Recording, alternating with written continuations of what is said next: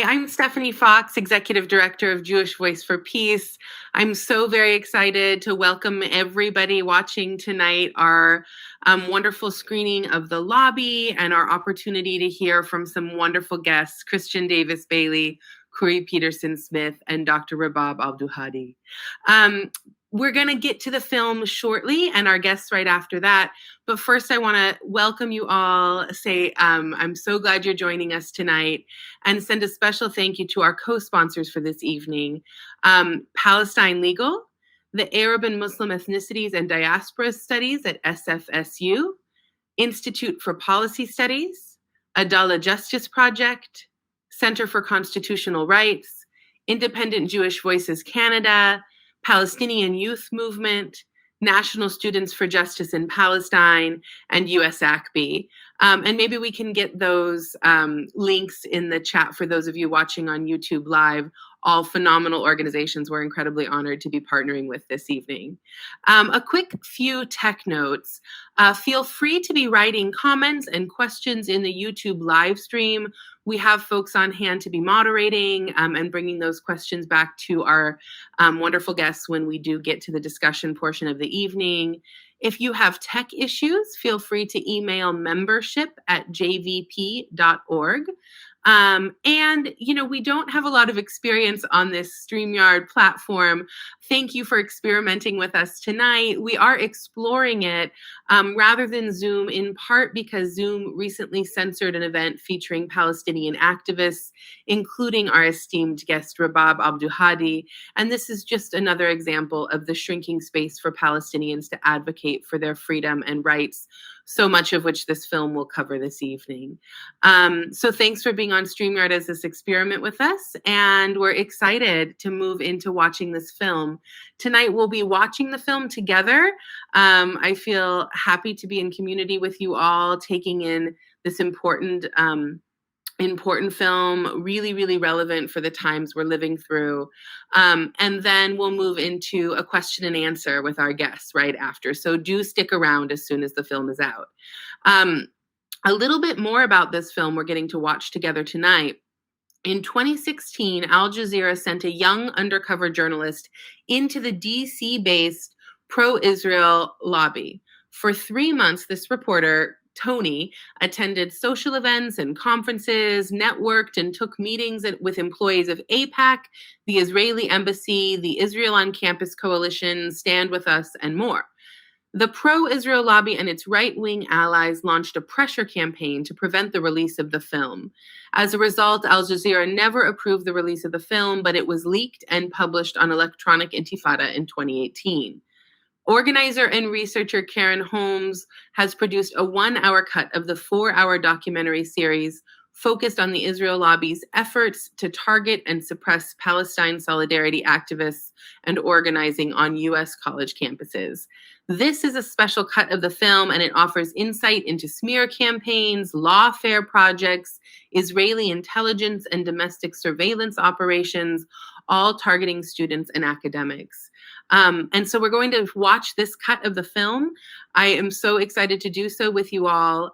Please stick around. We're going to screen it here. You'll also see streaming along the bottom of the screen the direct link to follow if you have any tech issues. That may be a slightly higher quality link. So feel free to follow that link or to watch along with me here on StreamYard. And be sure to please stick around. We'll have a lively conversation with our guests right after the film concludes.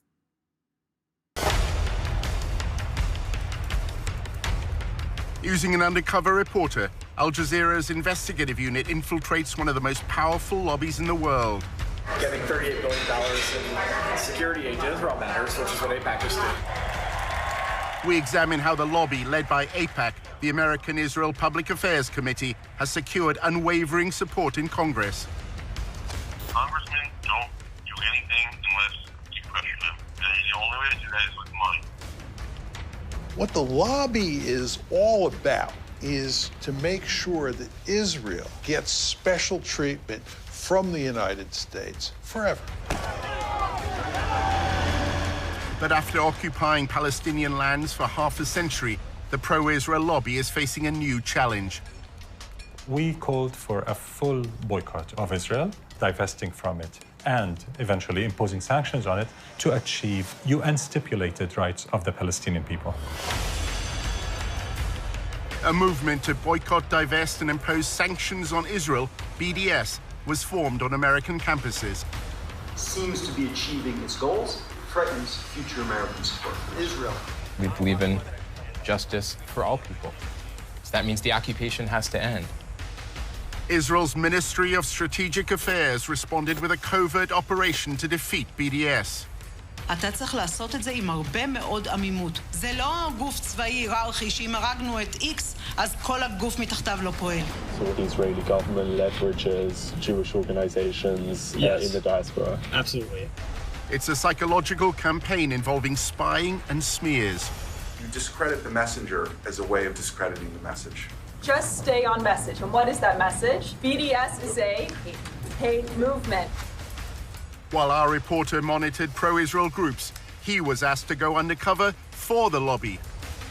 You're going into enemy territory. It's not for everybody.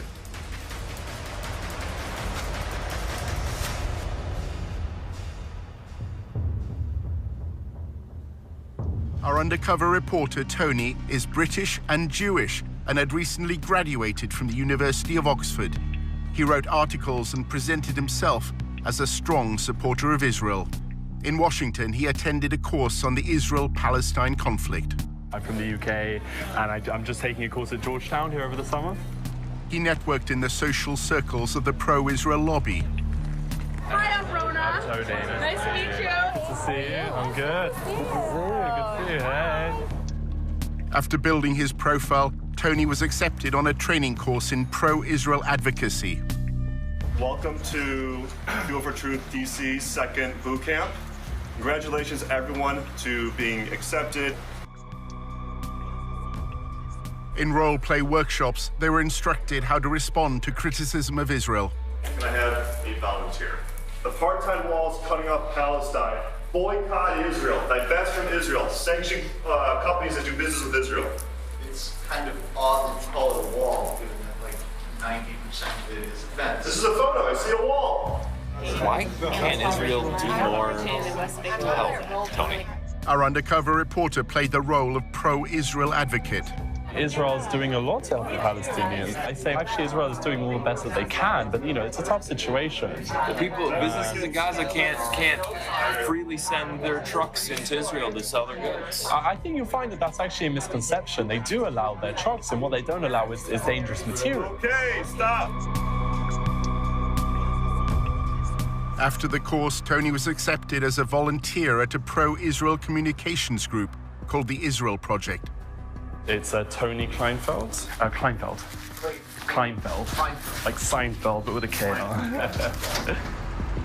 The Israel Project, known as TIP, describes itself on its promotional videos as a strategic communications group. At TIP, we believe we've found the answer.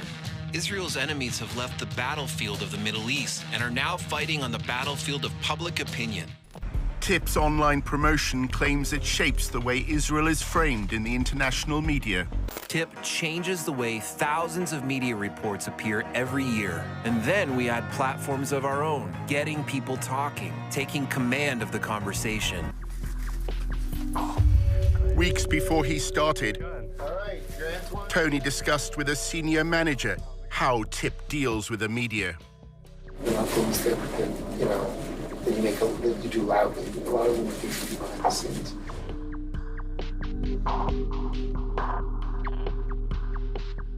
You are basically messaging on the following.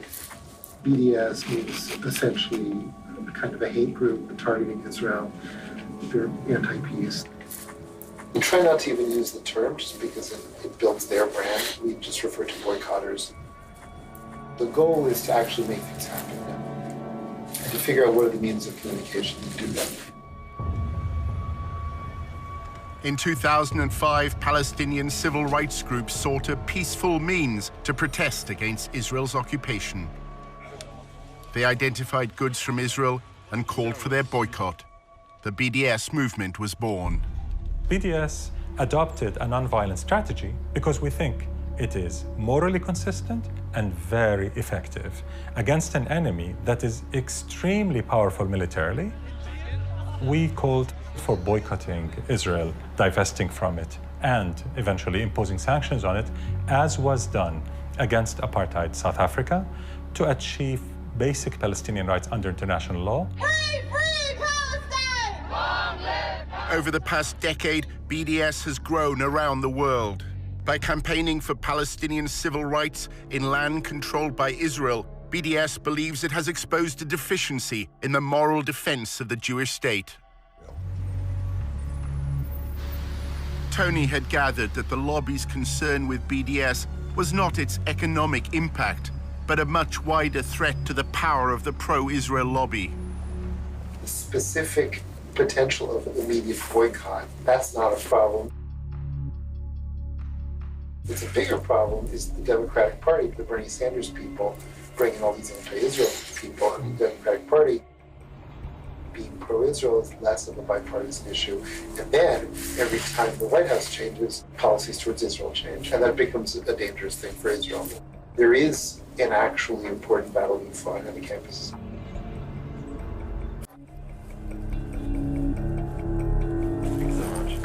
The Israel on Campus Coalition is a coordinating group at the front line of the battle against BDS. We built up this massive national political campaign to crush them and to fight back and to fight fire with fire.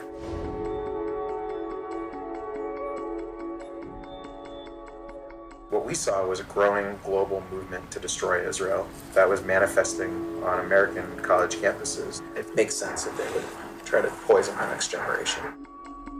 The one thing every member of Congress and president and ambassador and newspaper editor has in common is, by and large, they spent a little bit of time on a college campus, and probably those were formative years. The Israel on Campus Coalition is at the center of the lobby's response to BDS. There are about 100, maybe 120 now, professionals that are working for a dozen national ICC partner organizations like AIPAC and Hasbara Fellowships and Stand With Us and Hillel and Chabad and API. Stand With Us and the ICC have a particularly close relationship. Stand With Us holds an annual conference in Los Angeles. Its focus is on how to fight the BDS movement. To reveal the true nature of BDS, a venomous, deceitful, anti-peace, anti-coexistence movement that will settle for nothing short of the annihilation of the Jewish state.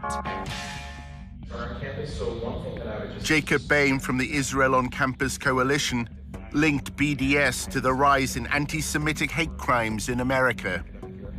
Anti-Semitism is increasing in general, right? In the same way that we're seeing anti-Semitism increase in the community, we're seeing these awful, terrifying desecrations of Jewish cemeteries. Campus is no exception. At the Israel on Campus Coalition in Washington, Tony discovered that the lobby is deliberately adopting a clandestine approach on campuses. We should stand behind our work, not in front of it.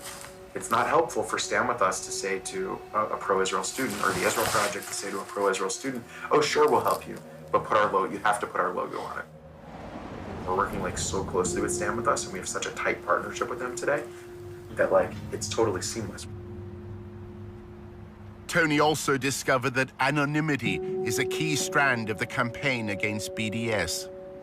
If one of these terrorists on campus wants to disrupt a pro-Israel lecture or something and unfurl a banner or whatever else, we're going to investigate them, look into bad stuff they've done. That stuff becomes very useful in the moment, and there are any number of ways to push it out. The only thing is that we do it securely and anonymously, and that's the key.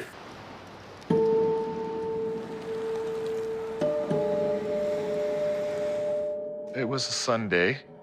I was in the kitchen. My partner was in the living room with my daughter. Came in with her laptop, and she said, "You've got to see this." Bill Mullen has been a campaigner for the BDS movement for years. His wife had been sent a link to a website containing a letter addressed to her. This letter purported to be by a former student who said that she had been sexually harassed by me And she had found other students at Purdue who had had the same experience, and she was writing this letter to tell their story. With the anti-Israel people, what's most effective, what we found, at least in the last year, is you do the opposition research, put up some anonymous website, and then put up targeted Facebook ads. Within a very short time, within about 48 hours, we were able to establish that these multiple sites that we had found attacking me had been taken out almost at the same time, and that they were clearly the work of the same people. Every few hours, you drip out a new piece of the opposition research. It's psychological warfare, drives them crazy. One of the accounts said that in the process of supposedly putting my hand on her, I'd invited her to a Palestine organizational meeting. And I thought, well, you're sort of putting your cards on the table there, whoever you are. We found out that a student at Purdue, who I work with, had also been targeted. A former activist with Students for Justice in Palestine agreed to speak only with her face concealed. It said that I would get drunk and go and have sex with multiple guys, and that's just a huge attack on my character and a massive lie. My parents were very upset. They immediately told me to quit my involvement with SJP. They either shut down or they spend time responding to it and investigating it, which is time they can't spend attacking Israel. That's incredibly effective. The main focus was to attack my reputation and my character, pretty much to mess with me so that I don't want to continue my involvement with SJP. Could you send me some of these websites? I'd be very curious just to see what they look like. I couldn't. You couldn't, okay. But, you know, Canary Mission is a good example. Canary Mission is highly, highly effective to the extent that we monitor the Students for Justice in Palestine and their allies. A few years later, these individuals are applying for jobs within your company.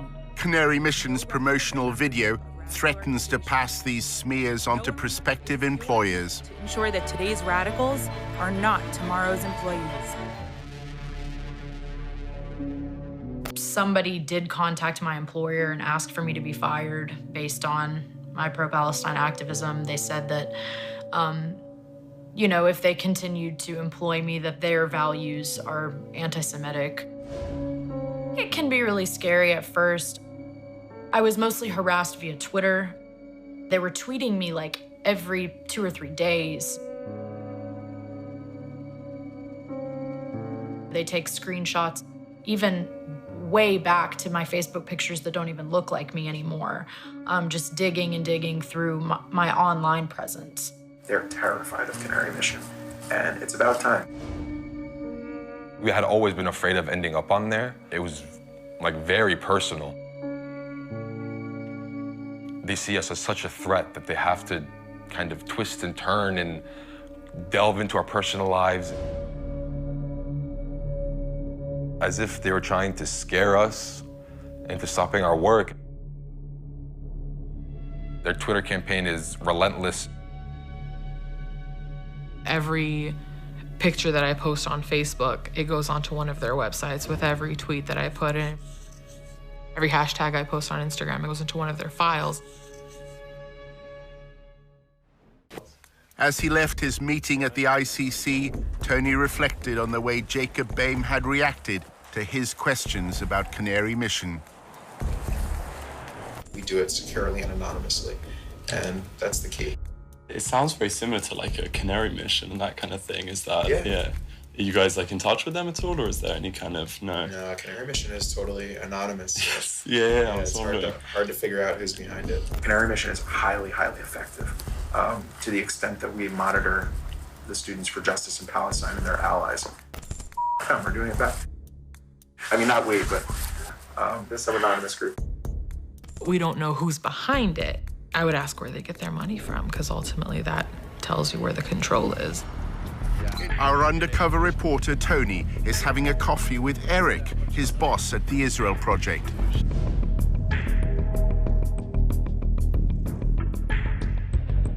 Tony wanted to find out more about Canary Mission.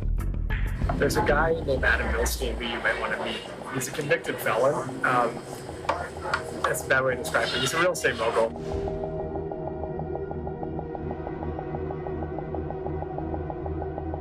When I was working with him when I was at APAC, I was literally emailing back and forth with him while he was in jail.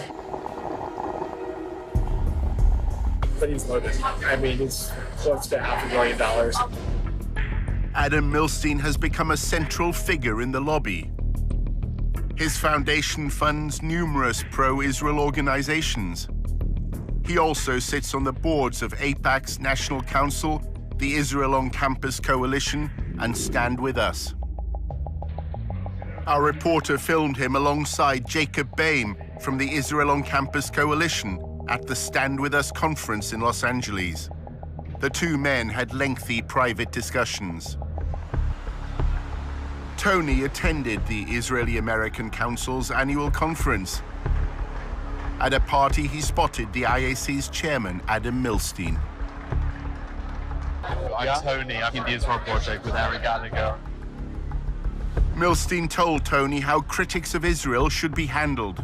First of all, investigate who they are, what's their agenda. They're picking on the Jews because it's easy, because it's popular. We need to expose what they really are, and we need to expose the fact that they're everything we believe in. And we need to put them on the run. Right now, they can do whatever they like, terrorize us, and we are... How do we put them on the run, though? Doing it by exposing who they are, what they are, the fact that they're racist, the fact that they're bigot, the fact that they're democracy. Eric said wealthy pro-Israel donors now have the freedom to fight Israel's critics however they want. In this country, you have these billionaire types who are starting to realize, like, oh wow, I could build my, I don't need to participate in the Republican or Democratic parties. I could build my own apparatus and have influence from Los Angeles or Detroit. And Adam Milstein's one of those guys. And he funds the Israel Project. He does a lot of great work. Eric then made a remarkable claim when Tony asked about Canary Mission. Who are the people involved with them? It's him. It's him. Adam Milstein. Yeah, I don't know who he hired to oversee it. Adam Milstein. He's the guy who funds it. We need to expose the fact that they're everything we believe in. We need to put them on the run.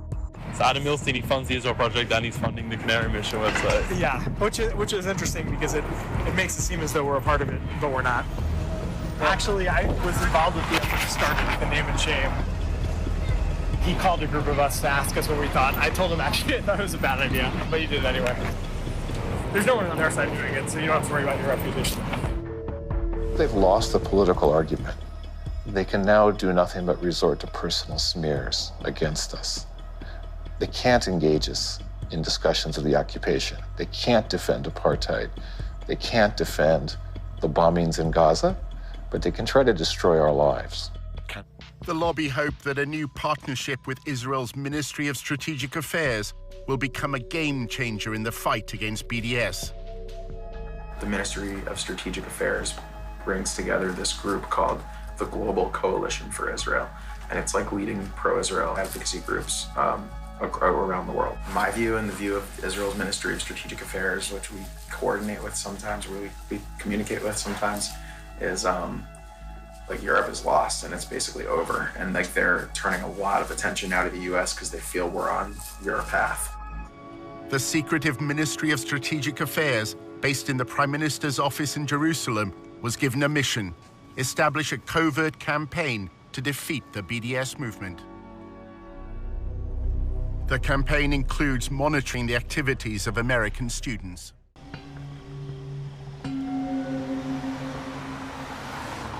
We are a different government working on foreign soil, and we have to be very, very cautious. We have 3 different sub-campaigns which are very, very sensitive regarding data gathering, information analysis, working on activist organization, money trail. This is something that only a country with its resources can do the best.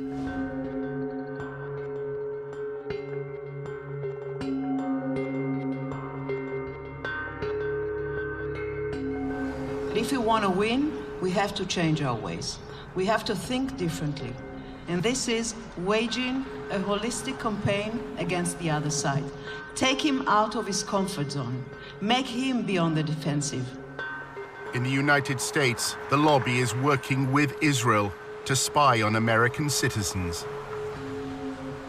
We're giving them data. For example, one day, Sima's deputy sending me a photo, just a photo in WhatsApp. It's written, boycott Israel on a billboard.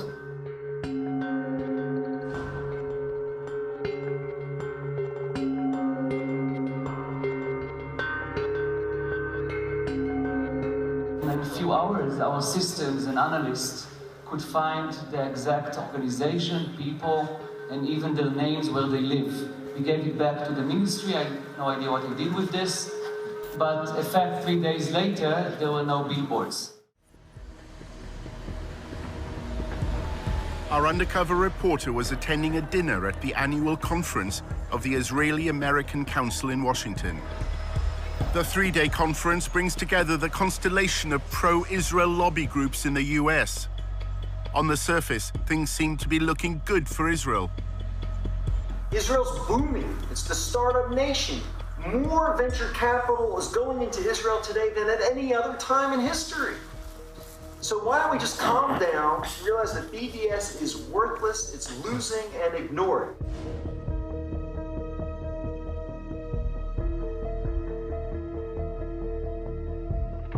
I don't think BDS was ever supposed to be about getting colleges to take their money out of Israel. So if we focus on the dollars, we could feel really good about ourselves.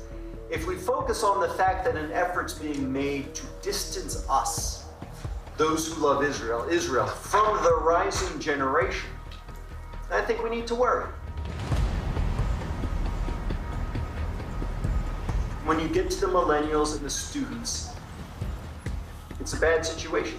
And it's getting to the point now where the majority is more favorable towards the Palestinians than the Israelis. While numerous speakers discussed ways to combat BDS, the lack of civil rights for Palestinians living under Israeli control was not raised. Nobody talks about the reason why BDS exists at all. What's the model for the BDS movement? The model is South Africa. So, was that a bad thing to do? An apartheid regime which denied equal rights to black South Africans was weakened and ultimately collapsed after a global economic and political boycott. They're worried that the BDS movement will get to the stature that the South Africa boycott got to. So they're trying to stop it now. In order to discredit the apartheid label, the lobby has launched a campaign to try to co-opt black South Africans. Black South Africans who were apartheid activists, who were brought to Israel, saw the reality, came home angry at BDS. They felt lied to. They felt that someone had tried to steal their narrative.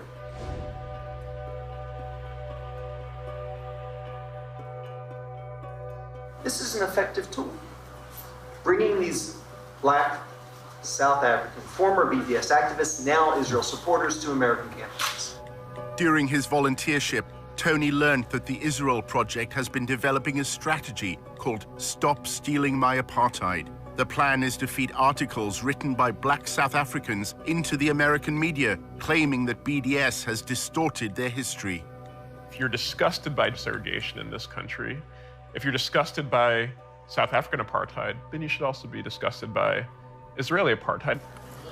Another workshop was addressed by Israeli diplomats from consulates in the US.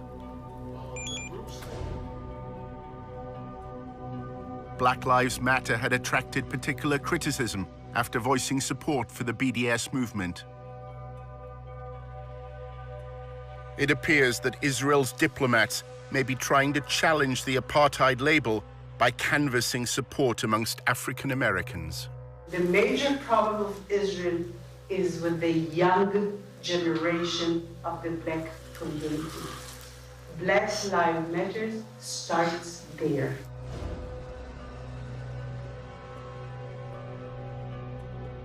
I had last week a dinner, sit-down dinner at my house with 40 people, which are considered the leadership of the Black community, and the very important people. They can be part of our doing an activity.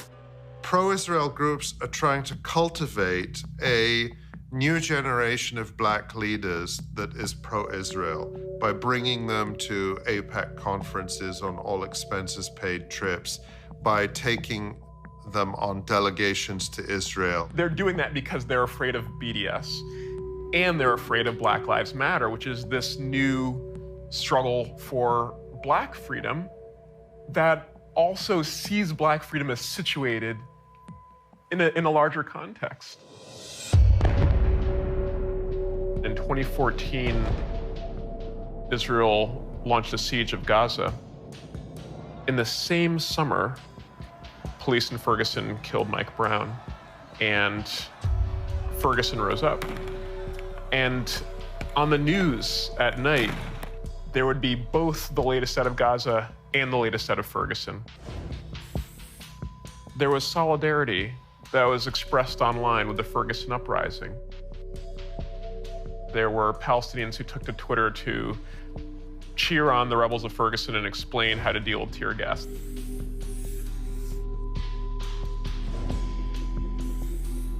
Israel's diplomats have responded by evoking the legacy of Martin Luther King, claiming that the campaign for Palestinian civil rights bears no resemblance to the civil rights movement in America. Dr. Clarence B. Jones, who wrote the draft speech for Martin Luther King, I Have a Dream. He was his lawyer, he was his close friend. He's somebody that I reached out to. He became a very close and personal friend.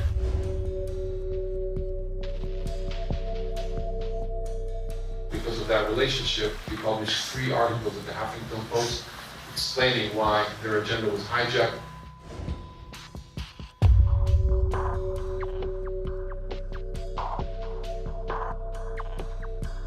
Martin Luther King will turn in his grave if he saw the anti-Israel tendencies or policies that are starting to emerge within Black Lives Matter. There's something on one hand laughable about it, but there's something also really insidious about this. You're using the credibility of a freedom struggle to try to oppose another freedom struggle. And I think that that's appalling.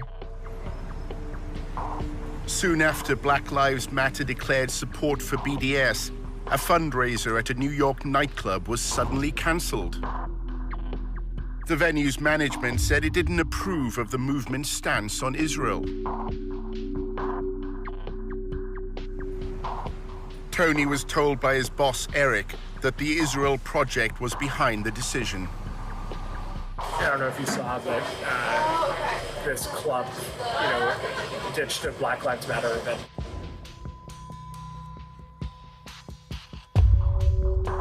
One of our donors, we just put in a call to him, and then he put in a call to the police. Wow, to shut down this Black Lives Matter event.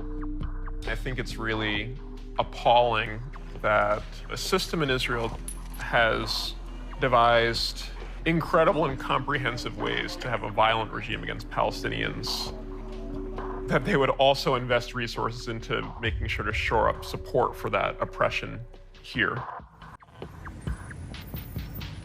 One evening at the IAC conference, Tony met a prominent activist. He's associated with the hardline trend in the pro-Israel lobby. Noah Pollock argues that tough tactics are needed to counter the apartheid label. The activism has to be very provocative and attention getting and just total no given. We're going to be more pro-Israel than you can even imagine. Pollock believes the American public, unlike those in Britain, will accept his gloves-off strategy. The majority of Americans are pro-Israel. Whereas if you take the poll of Israel in the UK, it's just pure hatred of Israel. Your country, basically let half of Pakistan move in, So you have a different problem than we do here.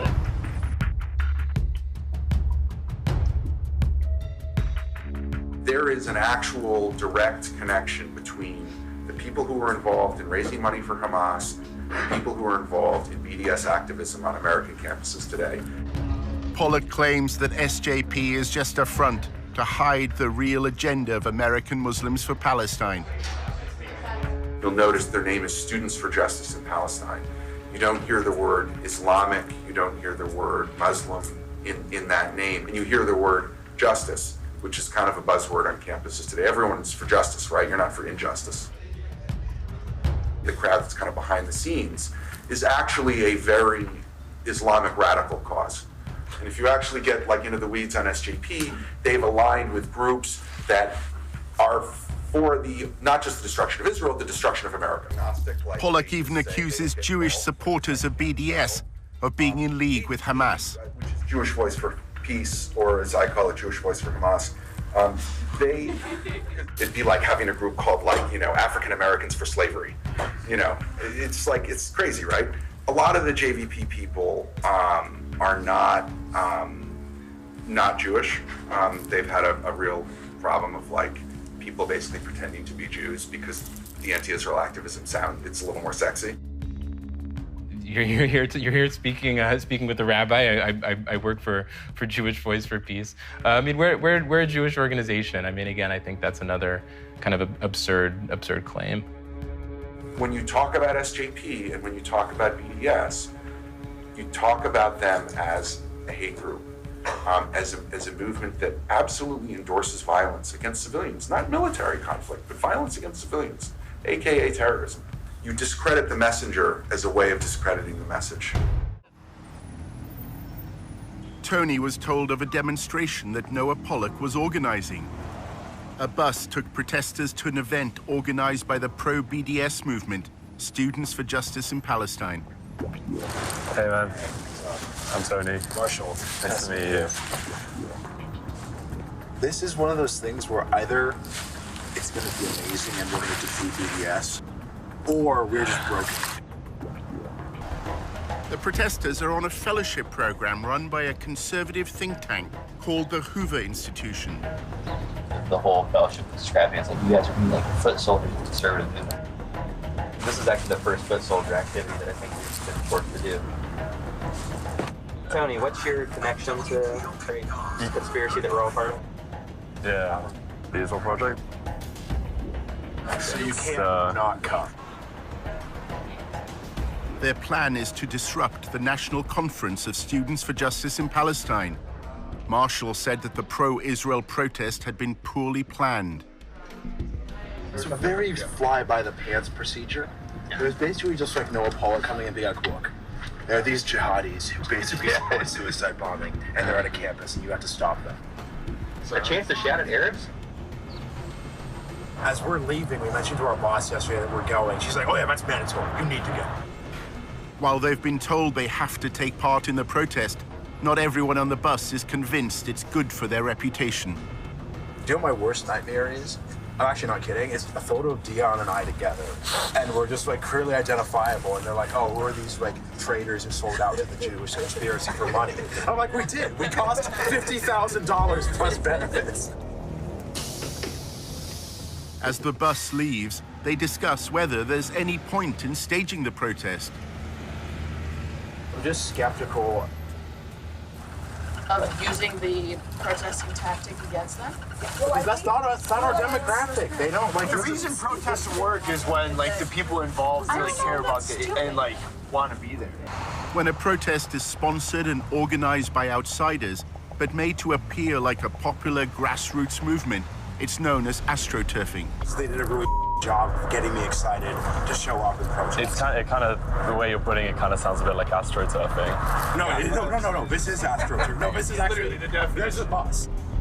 What does that mean? So it's when you set up things. It's the difference between grassroots and astroturf. It's not that astroturfing is wrong. It's just that like your astroturf has to be like committed.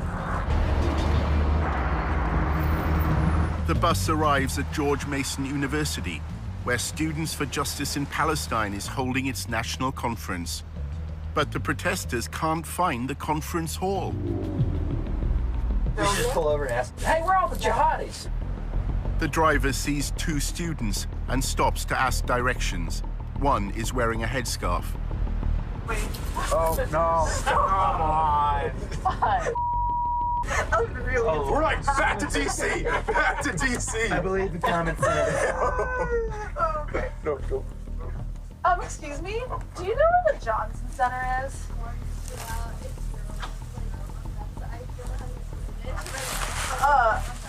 Okay, just like go back down this. Okay, thank you.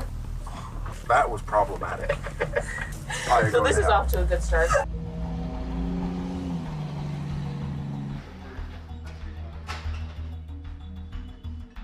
Students for Justice in Palestine really is a student-led type of organization focused around promoting the BDS cause.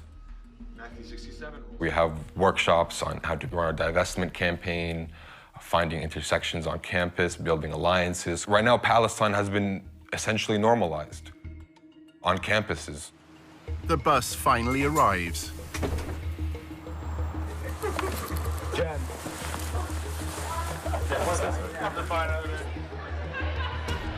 Noah Pollock's protest is not a student event. To avoid breaking university regulations, he's arranged a legal briefing.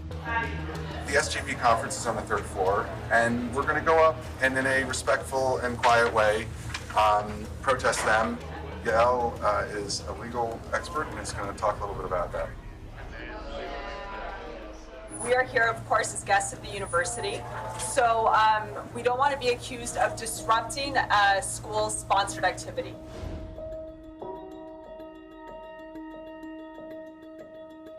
It is against the law to use abusive or violent language, so we're going to use peaceful, good language. If we see that they're doing anything that is bad behavior, don't engage, remain calm. If you do happen to speak with any reporters, just stay on message. And what is that message? SJP is a hate group. BDS is a hate movement. The only other thing you probably want to mention is that SJP endorses violence, terrorism, things like that. And you guys are going to be great.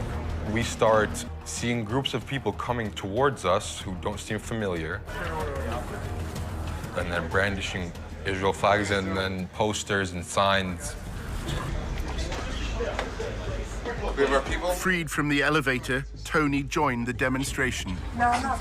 We support democratic society, but if you don't want to, we denounce extremist groups. Hey, SJP, what do you think of this? You agree? Resistance? Child suicide bombers? How do you respond to such a wild accusation that's not grounded in anything and that's just designed to shift attention? Oh wait, we support suicide bombers. That's ridiculous. Before that, social justice left supports radical terrorism. You don't want dialogue? We're here to talk to you. Turn your backs. You'd think if like they were gonna do, they'd try to shake it up and mix it up with new accusations. We don't support radical Islamic terrorism in this country. We don't support suicide bombers. Cowards who kill children and women. They leave orphans. We don't support that. Kill babies in strollers. That'll bring peace. Yeah, Palestinian terrorists all over Israel. That would be it. Real baby killers, these terrorists. They kill women, they kill children, they don't care about anything. Rape women too, all the time. It takes a lot to hear this and not respond, and to turn your back to them and to not look back at them. Thank you, SJP. Good luck with your jihad. They were very frustrated at the fact that we weren't responding. They're saying, they're not even responding. They're not even responding. Look at how they wave a Palestinian flag in our country. Look at this. Despicable. These are the real basket of deplorables. These are the deplorables, people. They cower behind radical Islamism. They don't engage in dialogue because they can't win the war of ideas. There's no responding to our content, because there is no refuting our content. Our content is grounded in human rights, morality, ethics, international law. The staged protest had minimal impact on the students at George Mason University. But the headlines shared on social media tell the story Pollock wanted.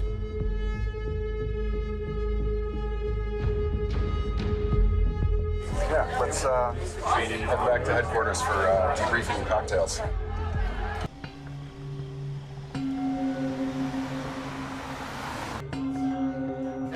Tony was attending a party run by an advocacy group that he'd joined. A journalist then approached him with an extraordinary proposition. He wanted Tony to work undercover for the lobby at a meeting of BDS activists. For the Allgemeiner, so we're trying to recruit someone to go undercover just to go there and just see what's going on. And I think the person would get paid for it too.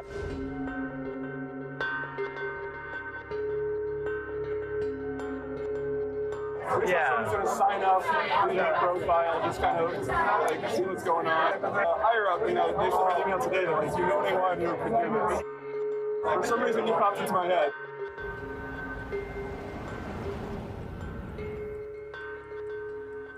A few days later, a journalist from the Allgemeiner contacted Tony.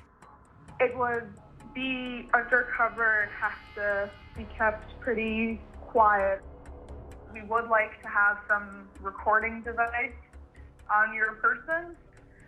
Any level of potential danger or, difficulty, violence or verbal assault, none of that concerns you or puts you off? No, because I think I'm pretty good at just being kind of zen in the face of verbal assaults. The Allgemeiner claims to be the fastest-growing Jewish newspaper in America. It pays particular attention to events on college campuses. We're working on a project now about ranking U.S.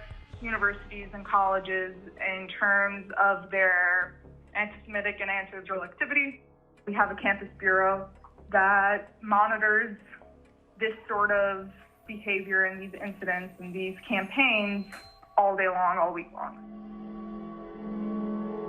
The Allgemeiner often reports that anti-Semitism exists amongst pro-Palestinian student groups.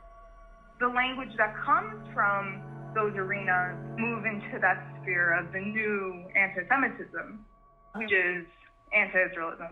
And that's a big focus at the Campus Bureau, looking at the blurring of those lines and where those boundaries have eroded. A short time later, the Allgemeiner contacted Tony once more to discuss his proposed mission to work undercover at a BDS event. The editor explained what they wanted. One of the projects that we've been looking to do for quite a while is to try and infiltrate some of these groups, get undercover and discover what they're about from the inside. You explain the war, it's a hostile environment and there's some risk involved. The goal would really be to uncover any evidence of not just bias, but, real bigotry. The correlation between the BDS movement and hatred of Jews. Tony is given a list of persons of interest. They're all on the Canary Mission website. Go to canarymission.org. Have you heard of Canary Mission? A little bit. Could you tell me about it? People who hate it, the people who are being targeted by it, call it a blacklist. You have names here that show up on this database.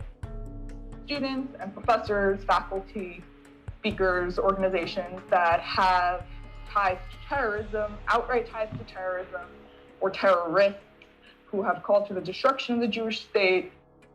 Despite running Canary Mission's Tennessee expose, the Allgemeiner staff say Canary's identity is still a mystery. It's an anonymous site.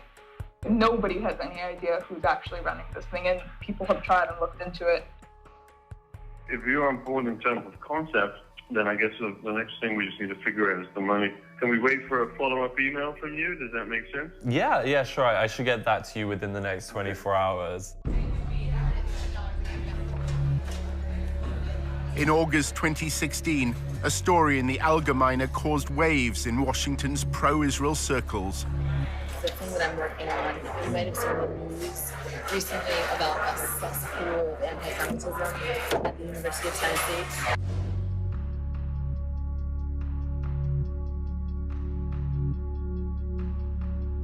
So the expose was on these anti-Semitic tweets. They uncovered 14 current students, 5 recent graduates at the University of Tennessee that have tweeted all of these horribly anti-Semitic things.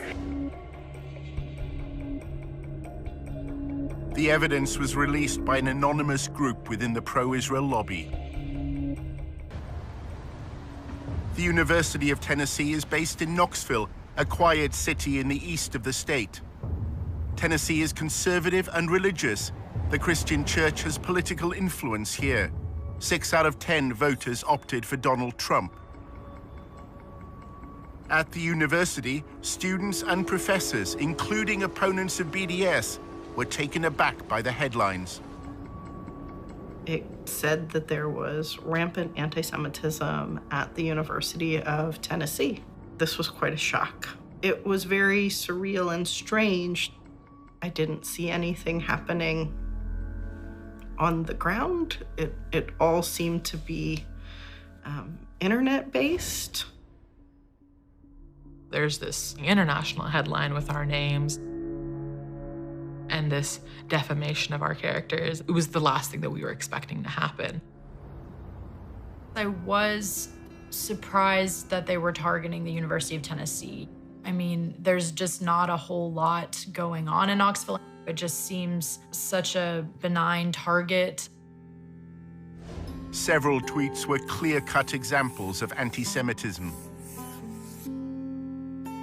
Some failed to distinguish between Jewish people and the State of Israel. Others made vile references to the horrors of the Holocaust. There were definitely some very anti-Semitic things said, but it seemed to be by a limited number of students. Those tweets are horrible, and that should not be supported by anybody. One of the students, there were tweets from when they were 14, 15, and 16 years old. People do and say stupid things. I was really horrified that you had essentially this blacklist of students. Shortly after being named by Canary Mission, posters and flyers linked BDS supporters to Hamas. There was a list of most of the names of the students that were mentioned in the Canary Mission. All I kept seeing were flyers all over the place. Like, they'll put it on cars, they'll put it on side tables in the student centers and stuff like that. That kind of scared me, to think that there are actually people physically on campus posting these things. Back in Washington, Aviva is drafting a letter to the University of Tennessee on behalf of the Brandeis Center. They want the university to take a stand. We're telling them that basically they need to issue a stronger statement. They need to investigate the students that were involved. They need to offer education and training. In addition to drawing attention to those responsible for anti-Semitic tweets, their orchestrated release served another purpose. It's part of a wider campaign by the pro-Israel lobby. The problem right now, I think, on universities is that administrations don't realize that anti-Israel statements or anti-Zionist statements often are also anti-Semitic. To find out what anti-Semitism means for the lobby, Tony visits Aviva's boss at the Brandeis Center for Human Rights in Washington. Despite its name, it's a pro-Israel lobby group. Hi. It's great to finally meet you. Really good to meet you. Kenneth Marcus is involved in the lobby's attempt to redefine anti-Semitism in a way that could include criticism of the State of Israel.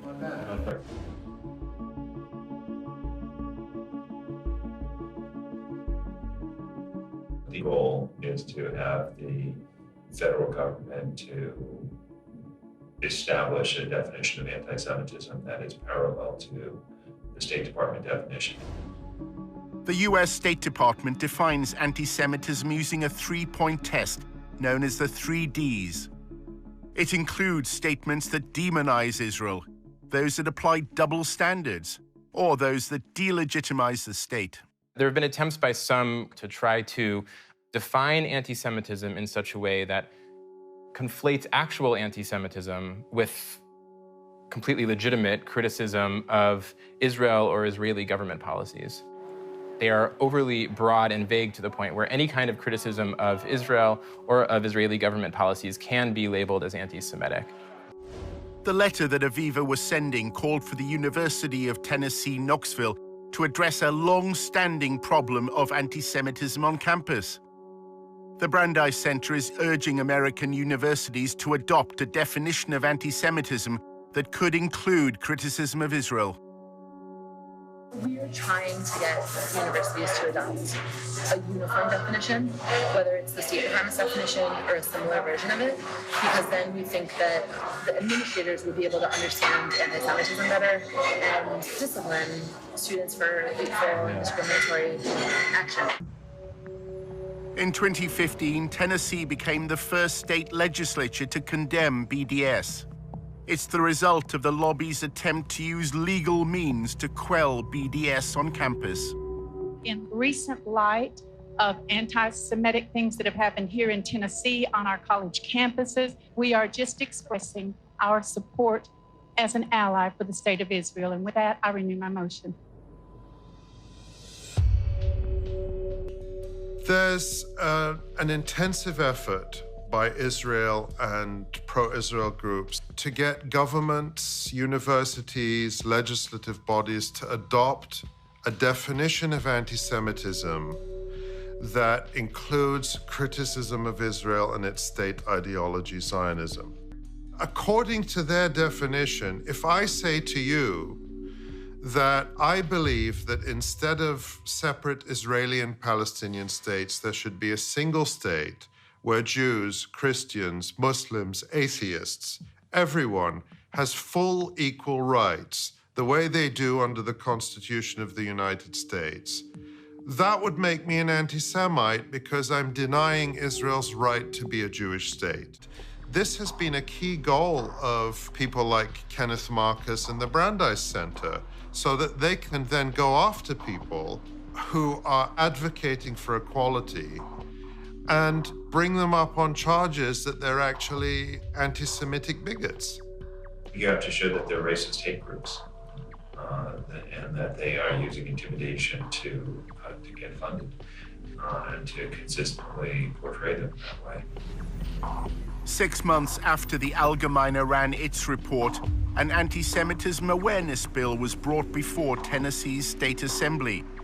The bill incorporates the 3Ds definition, which can include criticism of Israel. Kenneth Marcus gave evidence. When I had read a newspaper article in a major national Jewish newspaper indicating some issues, we independently verified several different issues going on with blogging, I think it was Facebook entries, Nazi-type references to Jews, and the need to kill Jews.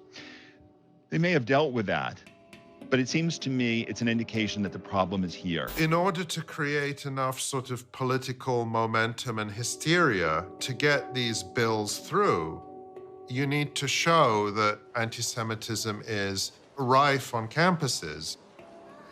You see groups like the Brandeis Center jumping on headlines which are very dramatic and very scary.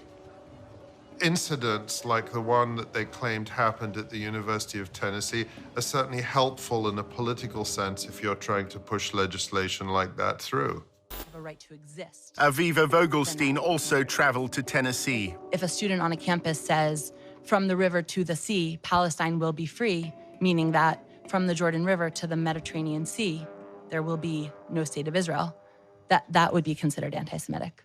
Another example would be when students on campus chant things like Intifada, Intifada, we support the Intifada.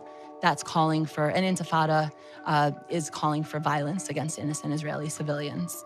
And that is an incitement to violence. And it's calling for demonization and delegitimization of Israel.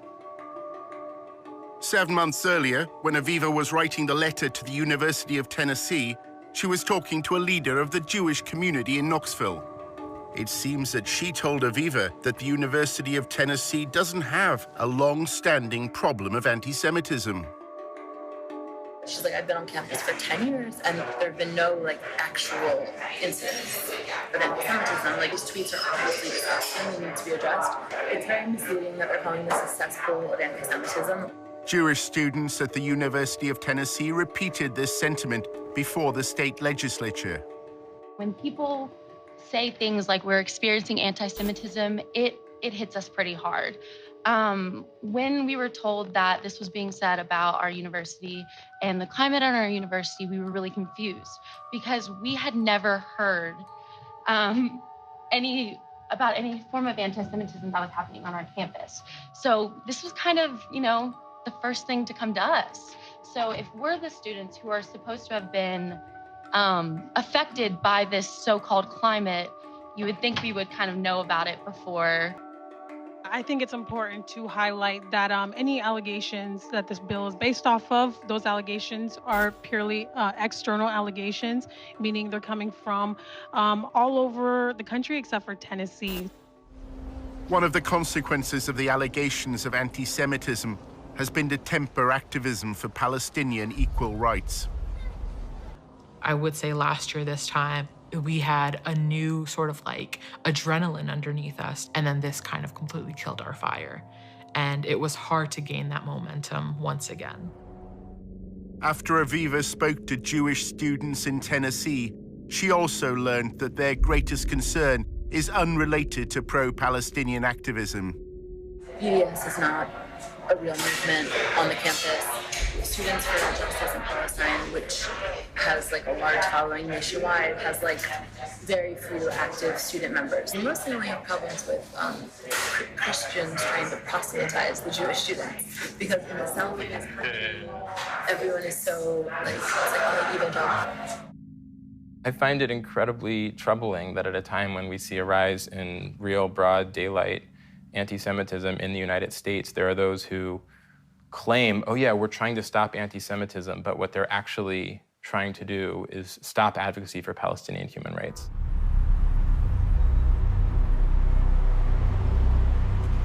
Our investigation into the role of the Israeli state at US campuses led Tony to an employee at the embassy in Washington. She's American, and her job is to analyze BDS activity for the Israeli government. So like nobody really knows what we're doing, but mainly it's been a lot of like research, like monitoring BDS things and reporting it back to the Ministry of Foreign Affairs and like making sure everyone knows what's going on.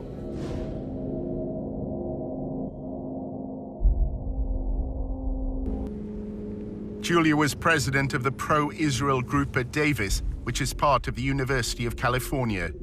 Davis began as a center for agricultural studies, and its students are known as Aggies. I came to UC Davis, which had a reputation of being like a really pro-Israel. Now it's like the top 5 most anti-Israel schools in the US. Why is that? Because of everything that happened in the last few years. It was just particularly bad. And there's a huge Muslim population in Sacramento, which is right next to Davis. The growing support for the BDS movement in Davis and the lobby's response to it is part of a narrative that's unfolding across America's campuses. Students for Justice in Palestine, or SJP, brought a divestment motion before the Student Senate. I was very, very nervous. The entire room was filled. I think we had about 600 students and people from the community coming in to witness this vote. I am here today because, quite frankly, I am ashamed. I am ashamed of my university for supporting apartheid genocide of my people in Palestine. Julia and her pro-Israel allies had already decided that they didn't want to debate. At 4 a.m. the night before, me and my team were like, you're gonna lead the walkout. And I was like, okay. And they're like, we're gonna film it just for our own purposes. I was like, totally cool. So when everything was happening, like we went into it knowing we were going to lose. So our strategy was how to like ultimately win while losing the vote. Good evening. My name is Julia Rivkin, and I'm the president of Aggies for Israel. Students streamed the hearing online. The pro-Israel group also filmed it with another purpose in mind.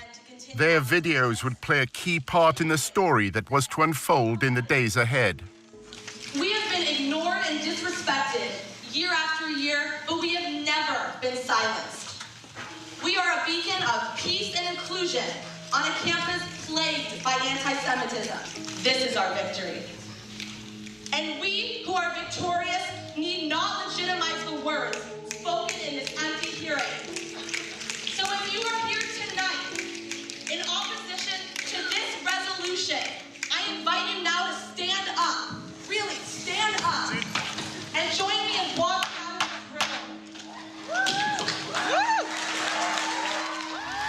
Our thought was to control the narratives. By having the speech, like, we wanted it to cause attention. We wanted everyone to see us walking out to show that, like, this doesn't represent us, or give a shit about this.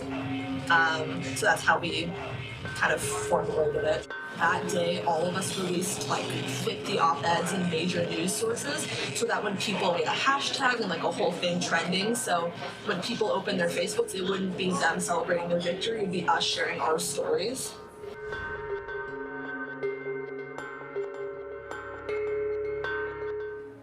A student senator who's Muslim made a Facebook status saying like Israel will fall, like Sharia law is taking over Davis, like we love Hamas, like that kind of status. So that happened. We had been called terrorists and told that we were Hamas sympathizers, that we want to bring Sharia law to campus and things like that. Hi everyone, my name is Azkar Fayez. I'm a second-year political science major. Azkar Fayez was a committed BDS activist and claims that pro-Israel students repeatedly tried to link her to political violence. They just came up to me and said, "You're a terrorist. Are you a terrorist? You're gonna bring, you know, terrorism to the student government," and things of that nature. And vote smart. I know her. It was ironic. She was directly making a joke of that. When I saw it, though, given the climate at the time, I did grow concerned. People who were involved, you know, they were like, hey, there's actually a lot of negative postings on social media. They're sharing your picture and the cover photo with your caption. It's turning really ugly. That caption was reposted and retweeted over and over and over again. I knew that something big was sort of going to happen. Pro-Israel students were taunted by pro-Hamas students after an anti-Israel vote passed on campus. Listen and watch.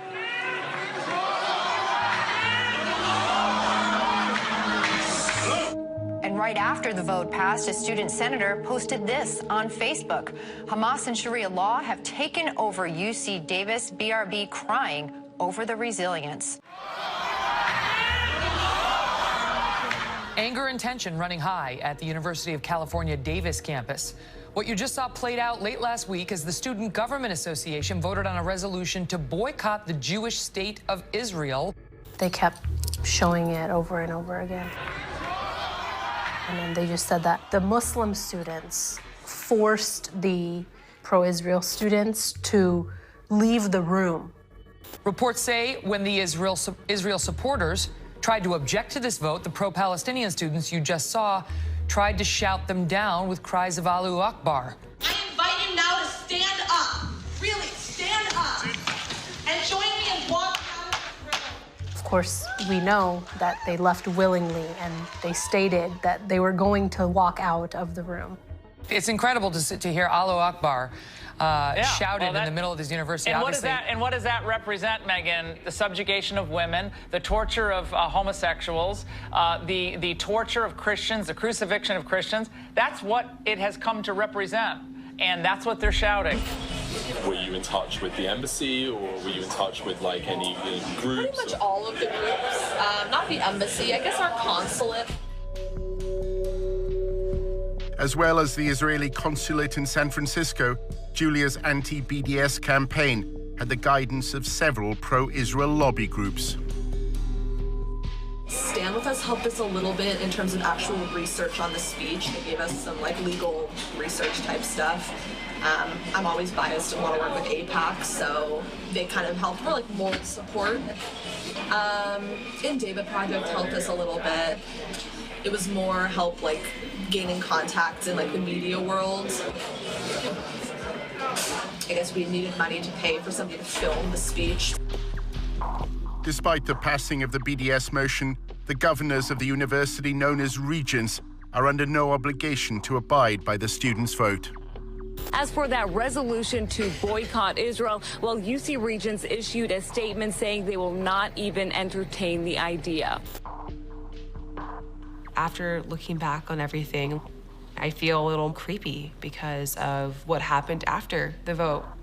people that were affiliated with the group just were smeared and had to deal with these very personal crises of the world calling us terrorists and the world thinking that we were this spiteful hate group.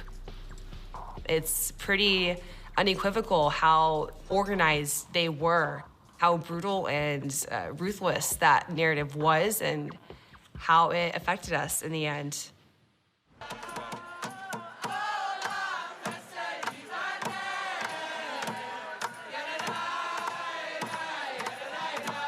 Outside AIPAC's 2017 annual conference, the first protesters were American Jews.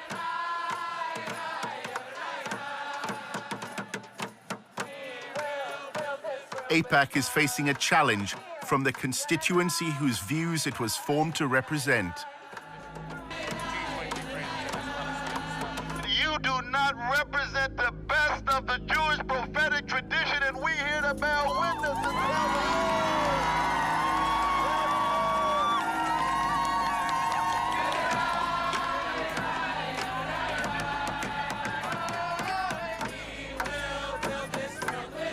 One of the groups involved was Jewish Voice for Peace. The work that Jewish Voice for Peace does is grounded in Jewish tradition, the most basic Jewish and human values, that every single person has inherent worth and dignity and should be treated with respect. We then see what's happening to Palestinians, the occupation, the displacement, the inequality, and say we need to end those things.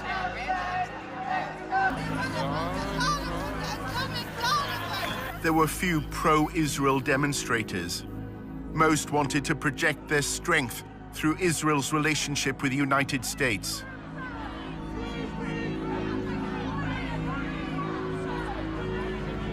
The Jewish Defense League, with its distinctive yellow insignias, was a small but threatening presence. Its members later attacked a Palestinian-American man.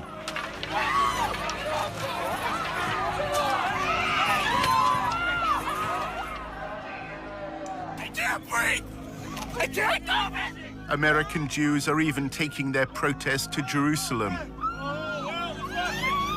The Israeli government official who launched a covert campaign to spy on American citizens, recognizes that Israel is facing a generational time bomb.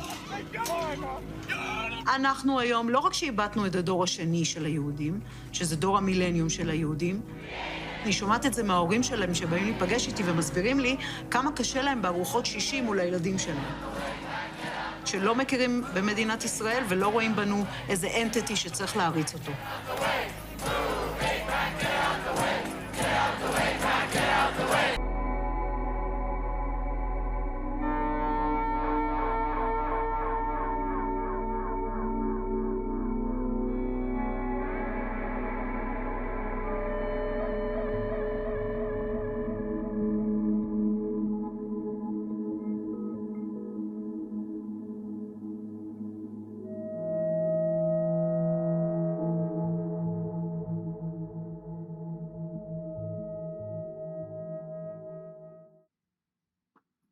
Wow. It's been a minute since I saw that, and I haven't seen this cut before, so I'm just like taking it in. That was phenomenal. How are y'all feeling? That's a lot. People are coming back from the live stream, so we'll just take a minute and then we'll get into our questions. But wow, right? Like, I'm sort of, it's like, for me, I'm like, I remember back to each of those moments, like supporting students or like watching the headlines break and thinking about media or whatnot, right? And to really dig into the other side of it and understand that, it just, you think you know it, but then to see it all play out so directly. Well, the thing too is like when you're an oppressed person, you know that the system is against you. But usually you don't get your oppressors caught on tape, like detailing how they're organized against you. And that's what's really striking about this. Yeah, like the callous, like the joking, the laughing, the offhand comments, like just like is so It's so vile. It's hard. It's kind of hard to watch, actually. And it's so calculated. They're like, okay, so we're going to do this, and then we're going to do this, and here's how we do this, and and we've got all the resources in the world. It's all intended to actually instill submission, subjugation, and defeat. I mean, to tell people we are so powerful, we're going to crush you, we're going to destroy you, and to tell anybody who's in solidarity, don't even bother. This is a losing movement. To tell everybody else, to tell anti-Zionist Jews that, look, you don't really have a stand because you're not valid in your own community. To tell people in communities of color that, why are you even bothering with this? This is not something that concerns you. And they're all very racist, very colonialist, very white supremacist, very oppressive discourses, every single one of them. And you can just trace them and you say, this is what's going on. And I've been, I've experienced the Israeli war in Lebanon in 1982. I've experienced what happened when we were organizing here around Sabra and Shatila. All of these things, I mean, I've lived them, and I lived them as somebody who grew up under occupation. I mean, day in and day out, you see this again and again and again. And you keep trying to go to one place and you get blocked. You go to the second place, you get blocked. You go to the third place, you get blocked. And then you have to kind of like take a deep breath and say, you know what? Tomorrow is another day. I'm going to wake up tomorrow. I'm going to smile, because it's just, the thing is that we're not alone. We're not alone. The whole world is committed to the indivisibility of justice, including justice for Palestine. So I think that's like something that actually really keeps all of us going. And I think this is why we're here. So yeah, they keep coming again and again, and a lot of. Sure. And hi, everybody. So this film brings up a lot because it kind of chronicles the transition from me being part of Students for Justice in Palestine to eventually graduating and joining Palestine Legal 2 years ago, and just the wide landscape of changes that we've seen in that time. But my first reaction is that as a young member of the Black community, I am very proud to be part of the major problem for Israel right now, which is the resurgence of Black solidarity with the Palestinian struggle. Khury and Rabab already spoke to this, but just the racism from the Israel lobby and Zionists is so very clear. I caught track of racism against Palestinians, against Arabs, Muslims, Pakistanis, Black people, women, and even other Jewish people. And every person that was involved in these actions appeared to be of European descent. And that really brings home to me how Zionism is a manifestation of European colonialism and of white supremacy. And how willing Zionists are to throw other marginalized groups under the bus in order to maintain power. And so it's tempting to get caught up in the negativity of the film, but I think that if we had spent an hour watching a supercut of all the amazing organizing that SJPs have been a part of, that community groups have been a part of, that teachers have been a part of, we'd be feeling a lot differently right now. So I just want everybody to kind of understand that. But for me, the film marks a decisive shift in a moment of the movement kind of being on the offensive, moving to the defensive.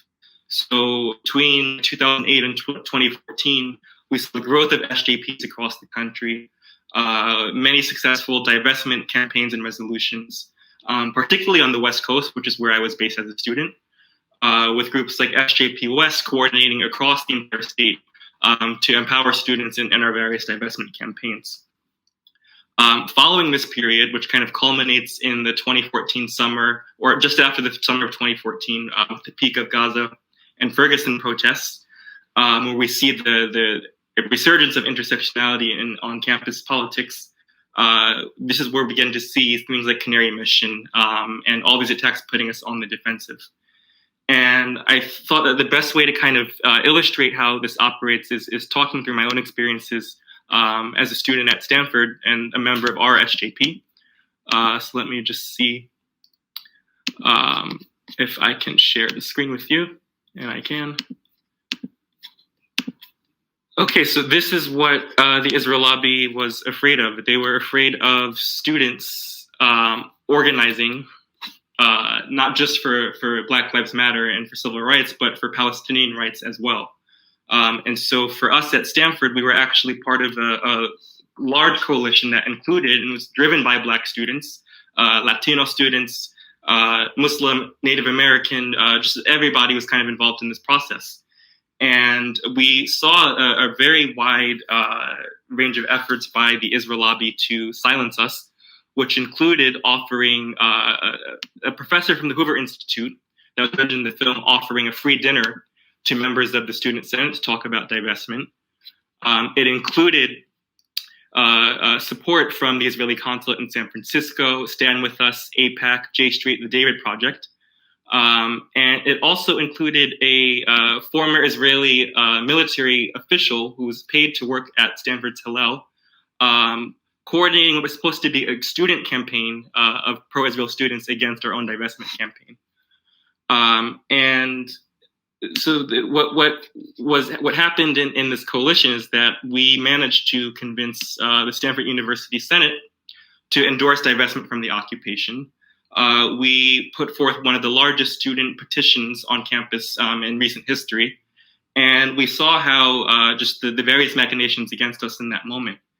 And so when we see all of these kind of repressive measures that the lobby takes, we have to remember that we are more powerful than that.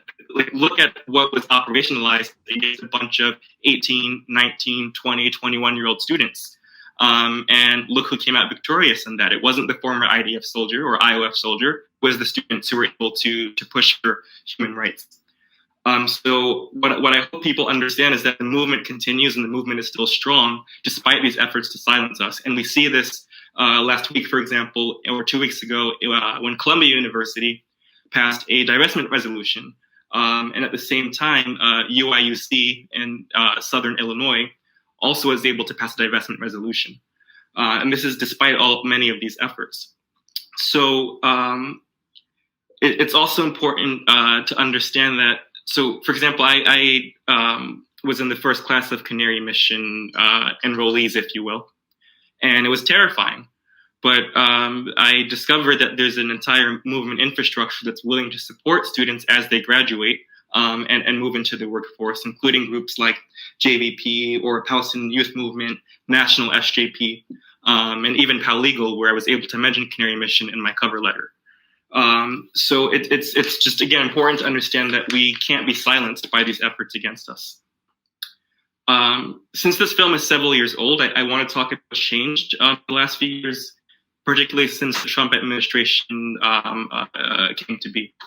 And this is from what we've seen at Palestine Legal. So we obviously saw the growth of Canary Mission, but we also learned a year after this film came out who the funders of that were, who include Adam Milstein and some of the Jewish federations in San Francisco and Los Angeles. We saw the expansion of former Israeli Mossad agents spying on BDS activists in New York. Kenneth Marcus, who was portrayed in the film as a member of the Brandeis Center, moved from that position into the Trump administration, working in the Department of Education, where he was able to operationalize the very claims that he was pushing as an outside lobbyist, or kind of against student advocacy and calling it anti-Semitic. We also see the formalization of the redefinition of anti-Semitism, which is used as a tool to censor Palestine advocacy. And so this was kind of crystallized last December when Trump signed an executive order adopting this definition for federal agencies, or recommending that it be used in federal agencies. And so one thing that Palestine Legal wants everyone watching to understand is that this executive order does not impact your right to organize, your rights to speak, your rights to teach, to protest, to boycott for Palestinian rights, or criticize Israel cannot be restrained by this executive order. It's all protected under the Constitution. But we have seen, since this order came into being, an uptick in federal complaints and investigations against campus Palestine advocacy. So I had at least 6 of these incidents in mind since December of 2019, which include 2 complaints at Columbia, 2 at UCLA, one of which involves National SJP, the other one of which involves a lecture that Rabab gave 2 years ago last year. The case I want to highlight is an incident at Bard College, where last year students interrupted a very anti-Palestinian speaker for her comments and were accused of anti-Semitism because the speaker was Jewish. The students went through a months-long investigation where they were just scared of how the university would treat their protest, and eventually were cleared of any wrongdoing because they were protesting for human rights and because it was protected free speech. However, despite the university clearing them of these allegations, the Trump administration's Department of Education opened up an investigation into the incident earlier this year, which is ongoing. So I want to end just by highlighting a few stories of resilience and current struggles that are happening. We'll hear a little bit later about the incident that happened at San Francisco State with Professor Abdulhadi. I want to lift up what's happening at CUNY Law right now, where a second-year law student, Nurdin Kiswani, is currently being attacked by intentional kind of misrepresentation of a social media post that she made. And so one of the groups that has targeted her is this app called Act.il, which is partially funded by the Israeli government and has thousands of followers that it directs to send emails to campus administration, such as San Francisco State or CUNY Law. And in this particular case, the former Israel fellow at Stanford, who was trying to organize against divestment, took on a role later and leading these online missions for Act.il. So there's a very clear kind of connection between how campus advocacy happens and then how the Israel forces try to fight against it. What else do I want to name here? I mean, just in ending, the whole purpose of these efforts is to try to stop our activism, to make it feel too costly or too scary to engage in advocacy for Palestinian freedom. And this is the case not just for Palestine, but for across movements, for indigenous liberation, for Black liberation, for environmental justice, for immigrant rights. And so our best response is to stay the course, continue the work that we're doing, to understand that we are grounded in what Rabab refers to as the indivisibility of justice, and that we just need to keep building our relationships, strengthening the networks that we already have, and trusting that our organizing and our love for freedom and justice will prevail. Thank you. Incredible. Thank you for those thoughts and that framing and like history lesson, really taking us from kind of before the film through the film period and to now. I think it's such brilliant framing for us to really stay focused, understand the risks and the threats, but stay unafraid and stay clear on what we're doing. And thank you so much. Thank you so much, Kristian.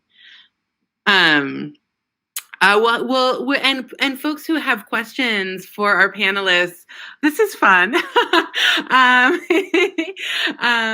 Please continue to add them in the comments, and we'll hope to have a little time at the end to hear from the panelists on what you're curious about. I am so excited now to introduce Khury Petersen-Smith, who's the Michael Ratner Fellow, Middle East Fellow at the Institute for Policy Studies.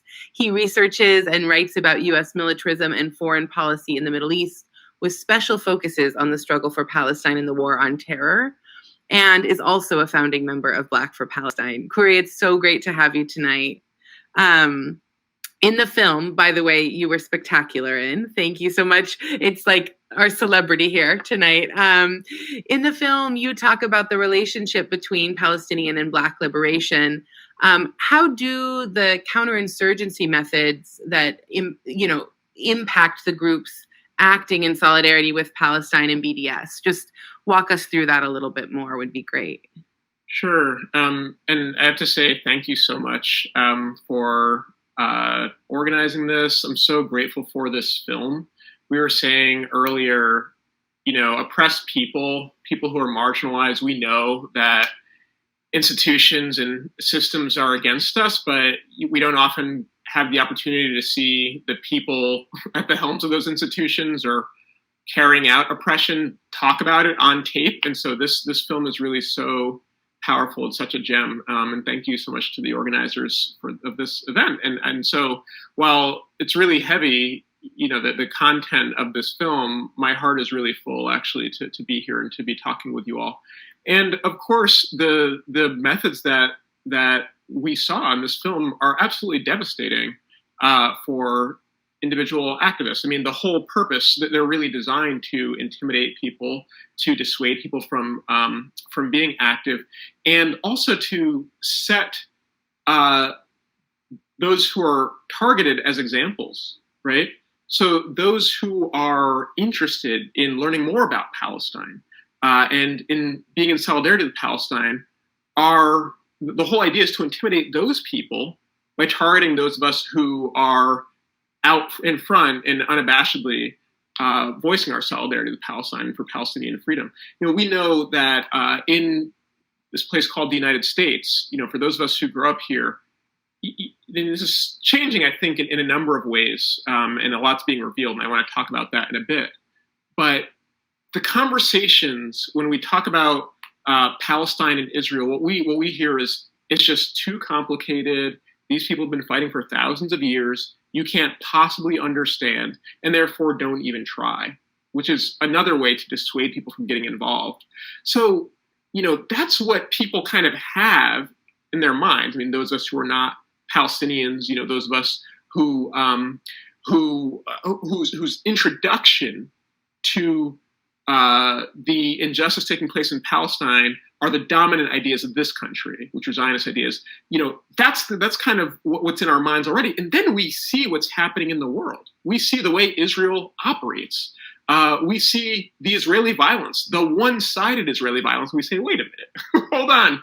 Maybe actually this isn't that complicated. I mean, of course, everything, there are layers of things to learn, but maybe actually the question of where I stand on this isn't actually that complicated. And so solidarity with Palestine can really be quite straightforward.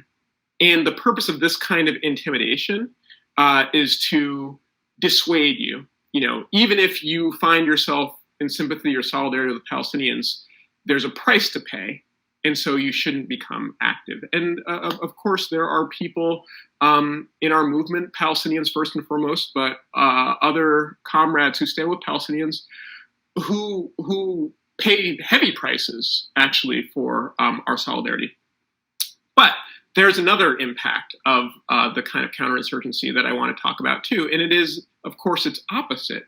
That kind of pressure, that the institutional pressure of power, what we saw in this film, that also can have an effect of actually raising bigger questions about precisely that, about institutional power. I mean, if you say, okay, well, it seems like there's an injustice in Palestine. It seems like Palestinians are on the receiving end of that injustice, and I want to offer solidarity with them.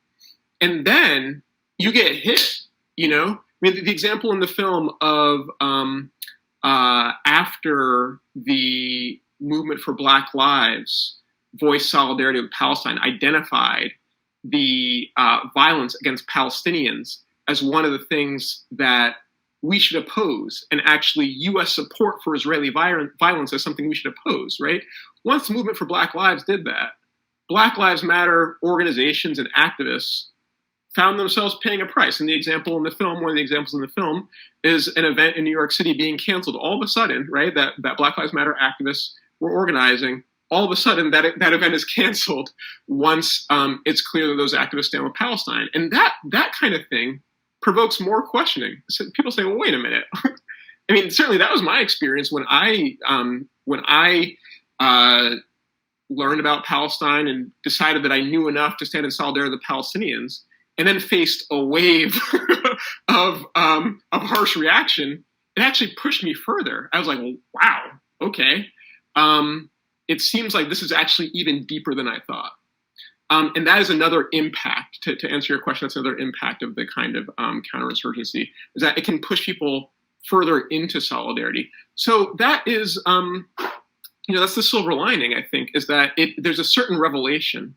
And I think that this time that we're living in is a revelation of so many things. I think of the really deep structures and institutional powers of how the whole world works, but particularly this country, and for those of us who are located here.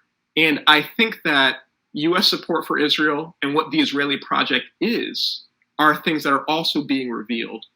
And I think that, that revelation, it actually highlights one thing that I think comes across in the documentary, which is it's not only the incredible resources at the disposal of Zionist organizations, of course, the resources of the U.S. state, of the Israeli state, which end up being deployed against teenage college students, and others, right?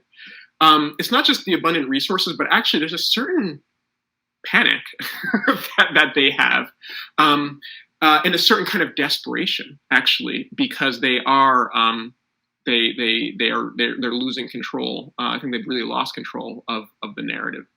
And that narrative is really important. I've just been reflecting a lot about how there are all sorts of horrendous governments and colonizing projects all around the world that the United States supports, all kinds of state violence that the U.S. supports.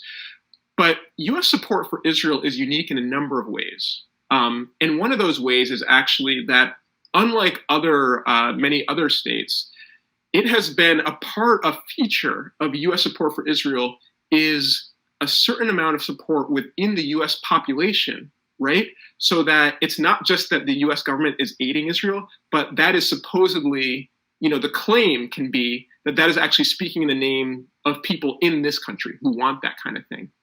And as that is waning, as that is falling away, as they're no longer able to say, we speak for young people when we support Israel, because the fact is, everybody knows that college campuses are bastions of support for Palestine at the moment and are havens for Palestine solidarity organizing, right?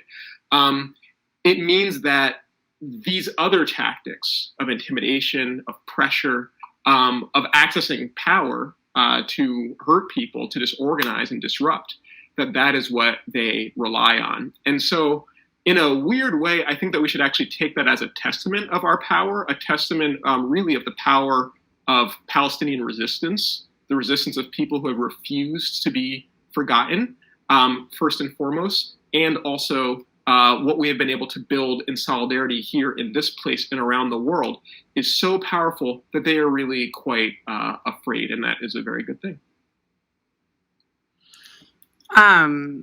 I love the way you're able to take us both into the violence of the tactics, but also actually how strong and resilient our movements are. And that actually leads me to want to hear you talk a little bit more about the visions and hope you have for the strengthening of this cross-movement solidarity, and like what's the horizon? Where do we go from here? What can we imagine together? Yeah. Well, that's a great question. I mean, I really do. On one hand, these are such dark and heavy times in so many ways. But I really think those horizons are broader, than we can even imagine. I guess collectively, our imagination is quite powerful, but as individuals, right, it can be very challenging in this moment. But there are possibilities that I think that extend beyond, what may be in front of us. And I'll respond to your question by talking about this year in this summer, because I think that I'm just thinking about the Black-led uprisings that have shaken this country and have had impact well beyond the borders of this place. And, when I think about solidarity, I think about conversations with Palestinian comrades, all kinds of comrades, for whom the Palestinian struggle for liberation is really key. But I think about Palestinian comrades in particular, who I remember talking with at the beginning of the summer, as this uprising, this Black-led uprising, was unfolding here in this place. While at the same time, what was looming was what the Israelis called annexation, which we know is actually the colonization of Palestinian land is an ongoing thing. It isn't just like some government policy that's announced, on a certain date. It's a whole set of policies and practices every single day. But, the Israeli, what was looming was an escalation of that violence, right? And so I remember talking to Palestinian comrades who were like, I'm so moved. I want to be in solidarity with this Black struggle. And also, I know that things are rough in Palestine and they're about to get more difficult, right? And I remember we just having these conversations, and we had these conversations in Black for Palestine, and I remember having them with comrades in Jewish Voice for Peace. Like, how do we, of course, like we are in these streets, as part of this uprising against anti-Black racism, but also how do we have the capacity to do that and also do the really critical work of continuing to call attention to the Israeli violence in Palestine and the Palestinian resistance, right? And I feel like actually, my sentiment, and I can't speak for all of us, was that that orientation on the Black-led uprisings, which were so necessary and around which there was a lot of heaviness, but also so much hope. I mean, they totally shifted the trajectory of the conversation in this country, and I would argue of this country. It was totally shifted by those uprisings, and actually, it felt to me that it was like a preparation, for what was to come. It expanded our capacity, actually, and as Black uprising has done. It also called attention. It also revealed more of the linkages between the violence that we experience here in this country and Israeli violence. So, my point is there was, and this I think often comes up when we talk about solidarity, right? Because there are so many struggles that are really critical. There are so many examples of horrendous oppression, and how can we?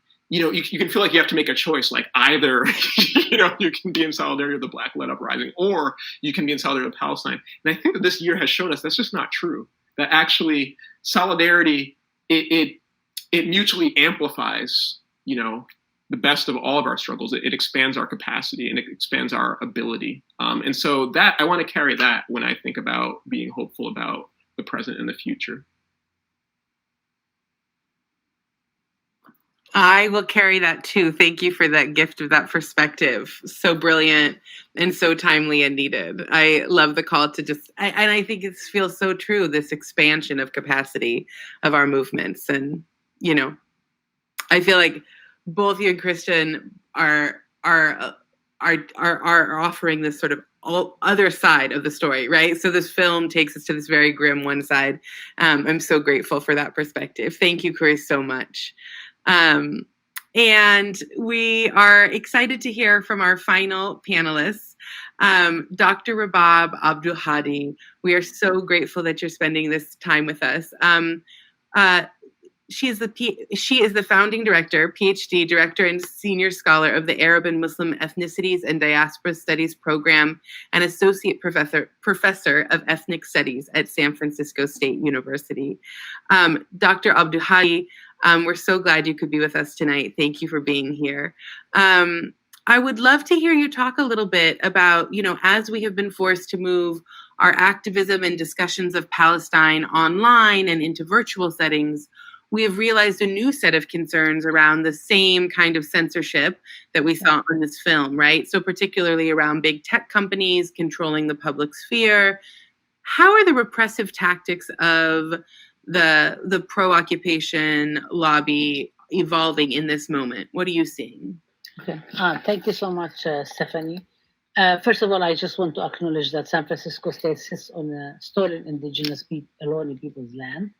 I also want to really thank JVP and all the sponsors for changing the platform from Zoom to Under Justice. And I'm actually very happy that I'm there with the people from Black for Palestine who've been doing an amazing work. I want to make a couple of comments, if I may. I think that in conversation with my colleagues and comrades, Kristian and Khury, if I may, one is that I think it's really important to also remember historically that the whole consolidation of this stuff but continued and got consolidated in 2010 with the Root Institute report of how to delegitimize Palestinian justice in Palestine, activism. And that was because Zionist groups have actually got caught after the 2008-2009 Israeli war on Gaza. They didn't know what to do. They started organizing themselves, strategizing, and so on. Of course, it took a few days, a few years for that to bear fruit. But we've seen that at San Francisco State. So, I mean, the whole question of what happened at San Francisco State is a classical case.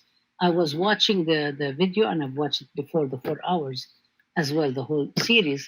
And this is San Francisco State. This is what's going on. This is what's happening at San Francisco State.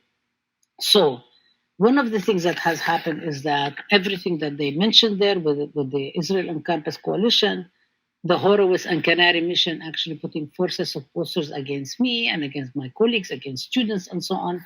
All of this has happened at San Francisco State. People can look at it.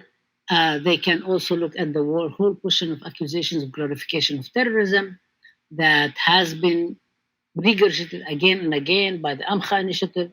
I've myself have confronted multiple audits as a result of that. Every single audit came out actually baseless, every single one. But the thing is that the truth doesn't really matter because the Israel lobby is very interested, as we saw in the film, very interested in creating enough noise to actually smear people in order to force us to stop and back off and actually not engage in what we're trying to do, which to me as an educator, is about justice-centered knowledge production, including Palestine. So Palestine is not really exceptionalized. Palestine is not separate. So there are a few questions that came up in the whole question of what happened at San Francisco State. One is that what happened with Zoom is that we are living in COVID-19 times. We are reliant on internet and online communication to communicate with each other.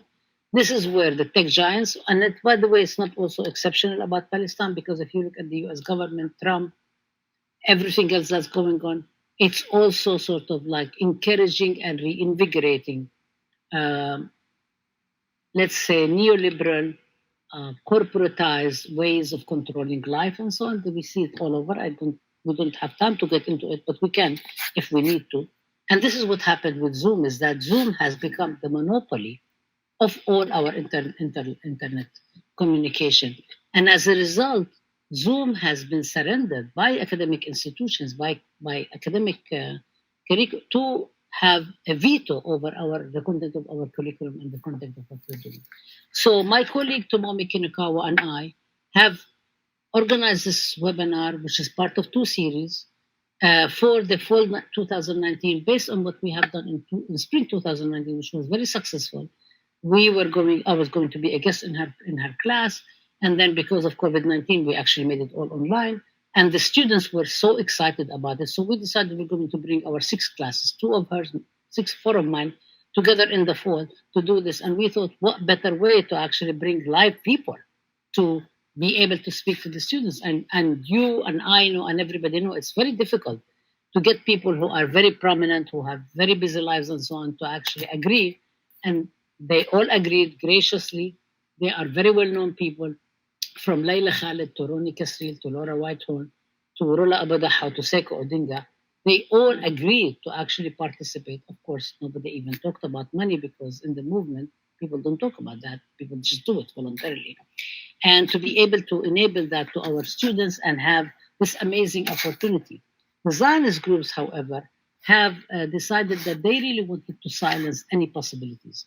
And part of the reason for that, and I want to actually continue with the whole discussion that has been going on, both in the documentary, The Lobby, the longer and the shorter version that Karen has so graciously enabled us, as well as a discussion by my colleagues, both Khury and Kristian, is that there is a crisis for the Zionist movement. There is a crisis. Israel is unable to crush Palestinians.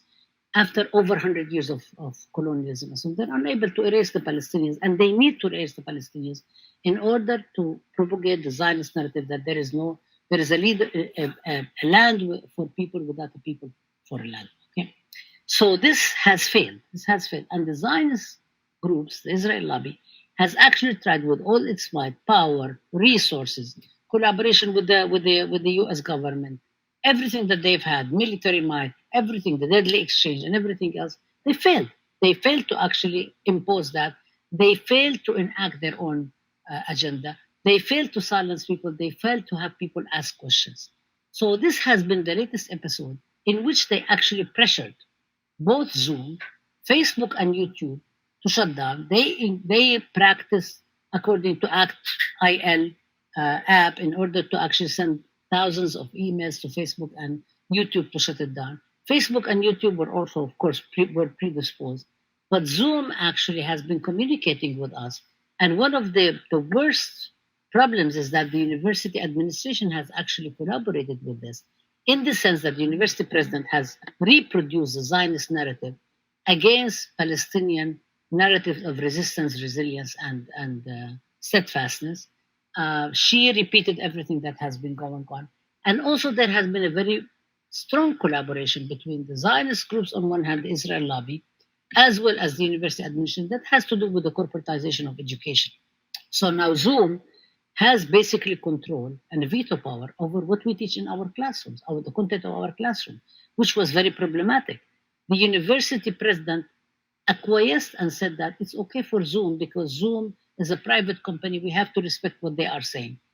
There is a lot of contradictions in that, because one is that actually Zoom, there was a webinar in which Layla Khalid spoke to the International League of People's Struggle on October 3rd, and Zoom did not stop it. Facebook and YouTube finally stopped it, but not at the beginning. And we're happy to not allow anybody to be stopped talking, but they've done that. So they actually violated their own terms. So now they're stuck. How are they going to justify their acquiescence of Zionist groups, including groups that have historically gone against us? And I'm not just talking about me and San Francisco State, but I'm talking about everywhere else. But I can also speak about my experience. For example, Stand With Us has already sued UCLA over the lecture I gave on Islamophobia on May 13, 2019, which is available online. Everybody can check and see that none of their claims actually hold true. People can also check and see that AMCHA claims that I'm glorifying terrorism and the murder of Jews, or the students are glorifying the murder of Jews, actually unfounded, and the university has already conducted multiple audits and found this is not to be true. They can go and find out what David Horowitz and the Canary Mission have done with their 4 sets of posters and so on, accusing us of being Jew hatred and engaging in anti-Semitism and so on. It's not really true. None of it is true. It's all intended to smear, bully, and intimidate in order for us to be silent and go away. Every single thing they've done. Campus Watch actually accused me of supporting Nazism, when I actually, and my students and I raised the question about a Nazi student in my class who had all these posts calling for violence against everybody from Arabs, Muslims, Palestinians, women, Jews, blacks, everybody else. And the university has basically counseled the student about freedom of speech, and they kept the students in there and so on, while they actually went against a Palestinian student who had posts when they were very young, which is what Kristian has spoke about Nardin Kaswani and so on. So it's very much connected. Everything. Lawfare Project actually sued me and the university. We defeated them big time. Meanwhile, their executive director, Brooke Goldstein, who said that there should be massive punishment against anybody who opposes and criticizes Israel, must be punished, got on Fox and Friends in July 2019 and claimed that they are still suing as if there is an ongoing lawsuit. Yeah, there is a lawsuit, but we defeated you big time. So after that, I received death threats. The problem is that the university president came out saying that I support everybody's freedom of speech as long as, even if they violate university values. And this happened this time too. The university president actually came out and reproduced all the Zionist narratives. She never spoke to me or my colleague who organized this. She could have actually talked to us because we're both colleagues. She could have said, what's going on? Why are you organizing this webinar? And what the Zionists really wanted to do was that actually silence the question of Palestinian narratives. Our intent to discuss gender and sexual justice, our intent to actually bring in, when we brought 4 people, 2 of them are actually anti-Zionist Jewish people, Ronnie Kasris from South Africa and Laura Whitehorn from New York, But the Zionist movement was not interested in talking about that because that would undermine the whole notion of their claim that they speak for all Jews around the world. And everybody in JVP knows this is not really the case and this is not going on. They also tried to silence the fact that one of our speakers is actually the director of the premier institute of women's studies and gender studies in the whole region, Rabab Abdulhadi, or the fact that we had included Sekou Odinga, who's a very long-time Black liberation fighter, who has already spoken about this, who has connected with Palestinian groups and so on, who's very much influenced in the movement, who's also talking about people who have been imprisoned because he himself has been over 30 years in prison himself. So there are all these issues that we tried to bring together were silenced because it was not in the interest of Zionist groups to enable us to have people speak about what does it mean to have gender and resistance? What does it mean to retell history? What does it mean to educate about it and so on? And the sad reality is that our university administration that is so corporatized went along with it. So I will just give a couple of examples. So for example, on September 14th, our university president published an op-ed in J Weekly, which is a newsletter of the Jewish Community Relations Council, which is one of the Zionist organizations in the Bay Area. And on the same day, she was actually congratulated by a main director from the Jewish Community Federation who was exposed. The Jewish Community Federation, I think some of my colleagues spoke about that, was exposed for funding the Khury mission, for funding Campus Watch, for funding lawfare, for funding Horowitz, for funding all these like hate groups that are not only against Palestinians, but they're against Black liberation, they're against sanctuary, they're against women's movement. And we see the collusion with that also coming in. On September 23rd, there was a rally that was organized by the Israeli consulate in the Bay Area, which Kristian spoke about in terms of the activism of SJP at Stanford, and the Jewish Community Relations Council, Jewish Community Federation, as well as 2 units in San Francisco State University that are supposed to actually uphold diversity and equity. This is quite concerning to all of us because on many levels, one is that actually it enables private corporations, just like the tech giant of Zoom, to have control over our own classrooms, the content of our curriculum. This is a very far-reaching implication for everybody who cares about academic freedom, especially in the age of COVID-19.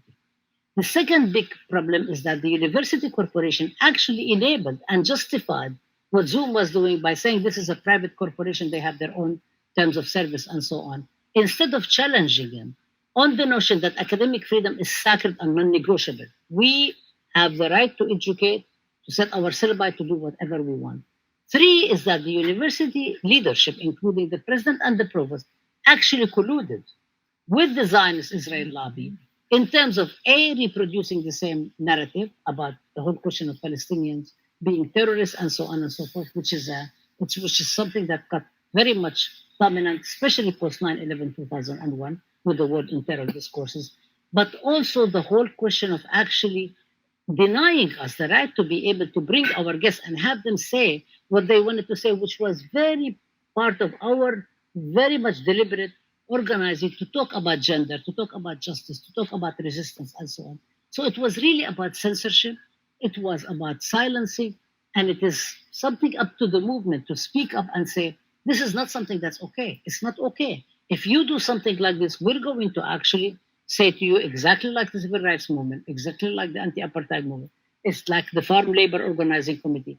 About everybody else, you do something wrong, we're not going to patronize these businesses. So we are not swayed.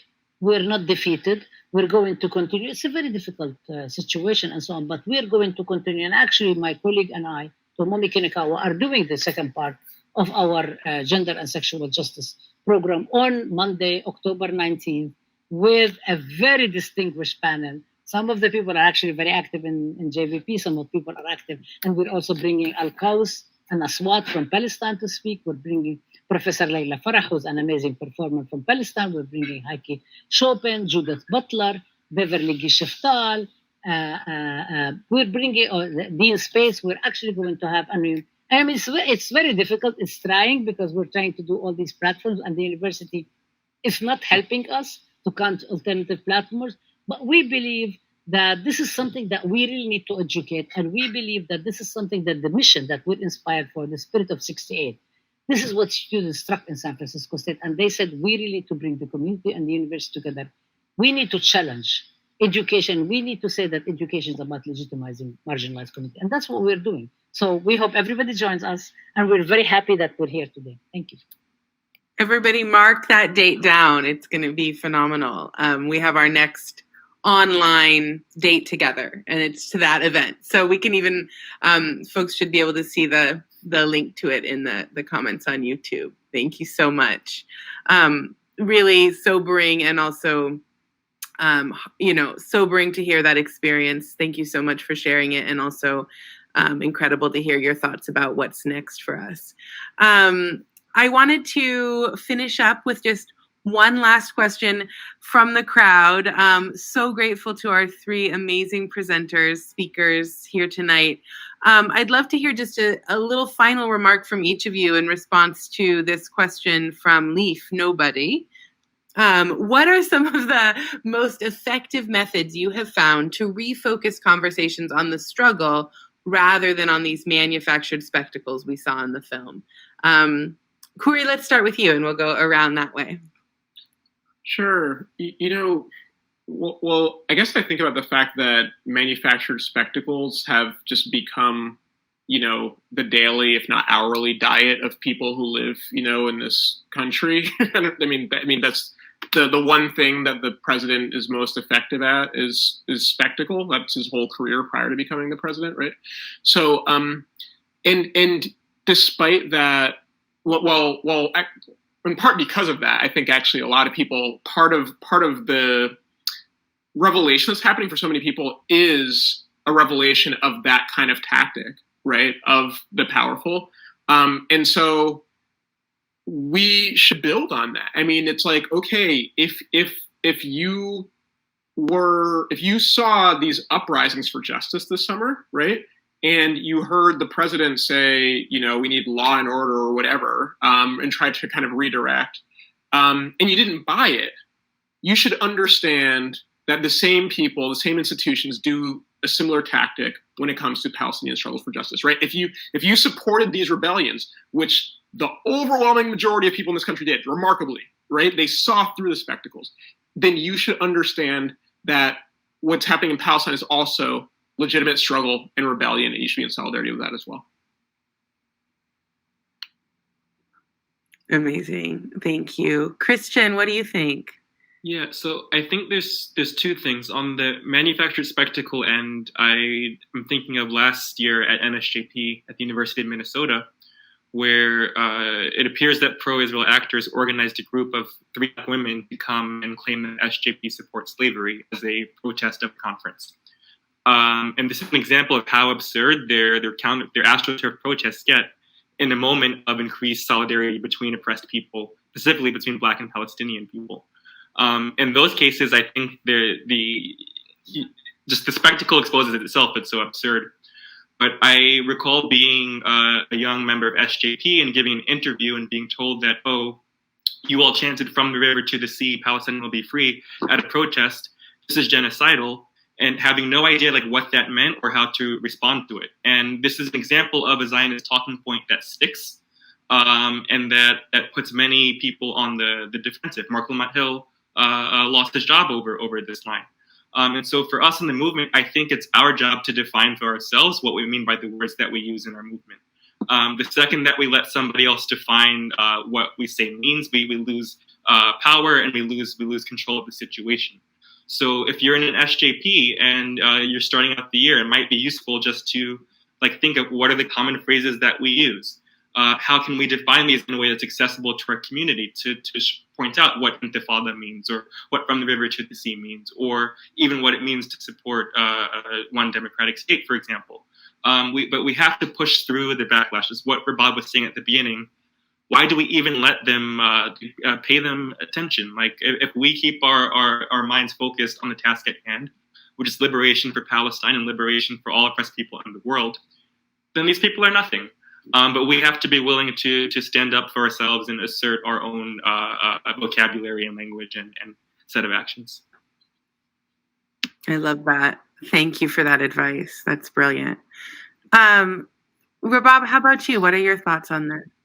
Yeah, I think there is a couple of issues. One is that I think it's really important for us to keep in mind ideologically that Zionism is a passing phenomenon.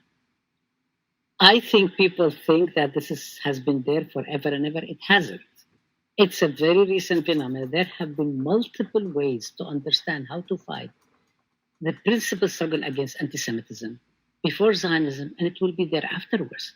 And it includes all of us coming together for the indivisibility of justice, for Black lives, for indigenous lives, for brown lives, for poor people, for women, for queers, for everybody. This is the indivisibility of justice. I never ever think of Palestine as something exceptional. I really always think of Palestine as being part of the struggle of the indivisibility of justice. That's what makes me that's one thing. The secondly is definitely not exceptionalizing Palestine. Third is we do really need to learn. And as an educator, I went to the academy because I wanted to actually have DR in front of my name so people can listen to me, really, honestly, as an organizer. So, okay, it's hard, but I really believe that the whole question of the spirit of 68, the people who struck in 1968, the people who defied Contilpo, the people who defied all this imprisonment and harassment. And by the way, some of them are still going on today because JVP is very clear about the Deadly Exchange and the Anti-Defamation League and their role and so on. So we don't really need to rehash that. But I am very optimistic. I'm very optimistic that what is going on today is really indicative of the failure of Israel and its lobby to silence us. And that is why bullies are going to get nastier. They lash out. They do not accept defeat. They're going to continue to try to punish us and so on. But I think we really need to think about the power of the movement. I think we need to think about the love we have for each other. I think we really need to think about how we protect each other, how we care for each other, how we build with each other, how we kind of when the Black uprisings happen, of course, that's what you work on. That's what you work on. That's what you really need to do. I mean, this is really when Standing Rock happens, that's what you do. You support. You stand up. When the Tree of Life synagogue gets attacked, we support. This is really, it's a question of principles, a question of justice. It is a very long-term thing. And we're in it. It's going to be very difficult for the time being because they are vicious, they're nasty, they have Trump and company, they have white supremacy behind them. But honestly, we have the truth and we have justice on our side. So I'm very encouraged. I'm not giving up. And I'm very happy that I'm here with all of you, with Khury and Kristian, and you, Stephanie, and Karen, and JVP, and Samantha. I think the future is ours. We just need to be steadfast. We need to remember resilience. We need to reverse these discourses and challenge them. And we just need to speak the truth. And I think the future is ours. I'm emotional. Thank you. Thank you for that. I needed that. Thank you all three for just a truly inspiring, heartening, beautiful evening. I've learned so much. I feel so steadied and clear about the road ahead. I'm grateful to Karen who cut this film together and to the three of you and to our co-sponsors. I'll just quickly rename so that everybody, if you don't know these orgs, follow them, give them money, give them your support. Palestine Legal, Arab and Muslim Ethnicities and Diasporas Studies at SFSU, Institute for Policy Studies, Adala Justice Project, Center for Constitutional Rights, Independent Jewish Voices Canada, Palestinian Youth Movement, National Students for Justice in Palestine, and US ACBI. Thank you all for sponsoring. Thank you all for being here. Hundreds of us tonight. The future is ours. Such gratitude, such a full heart. And thank you all. Have a beautiful evening.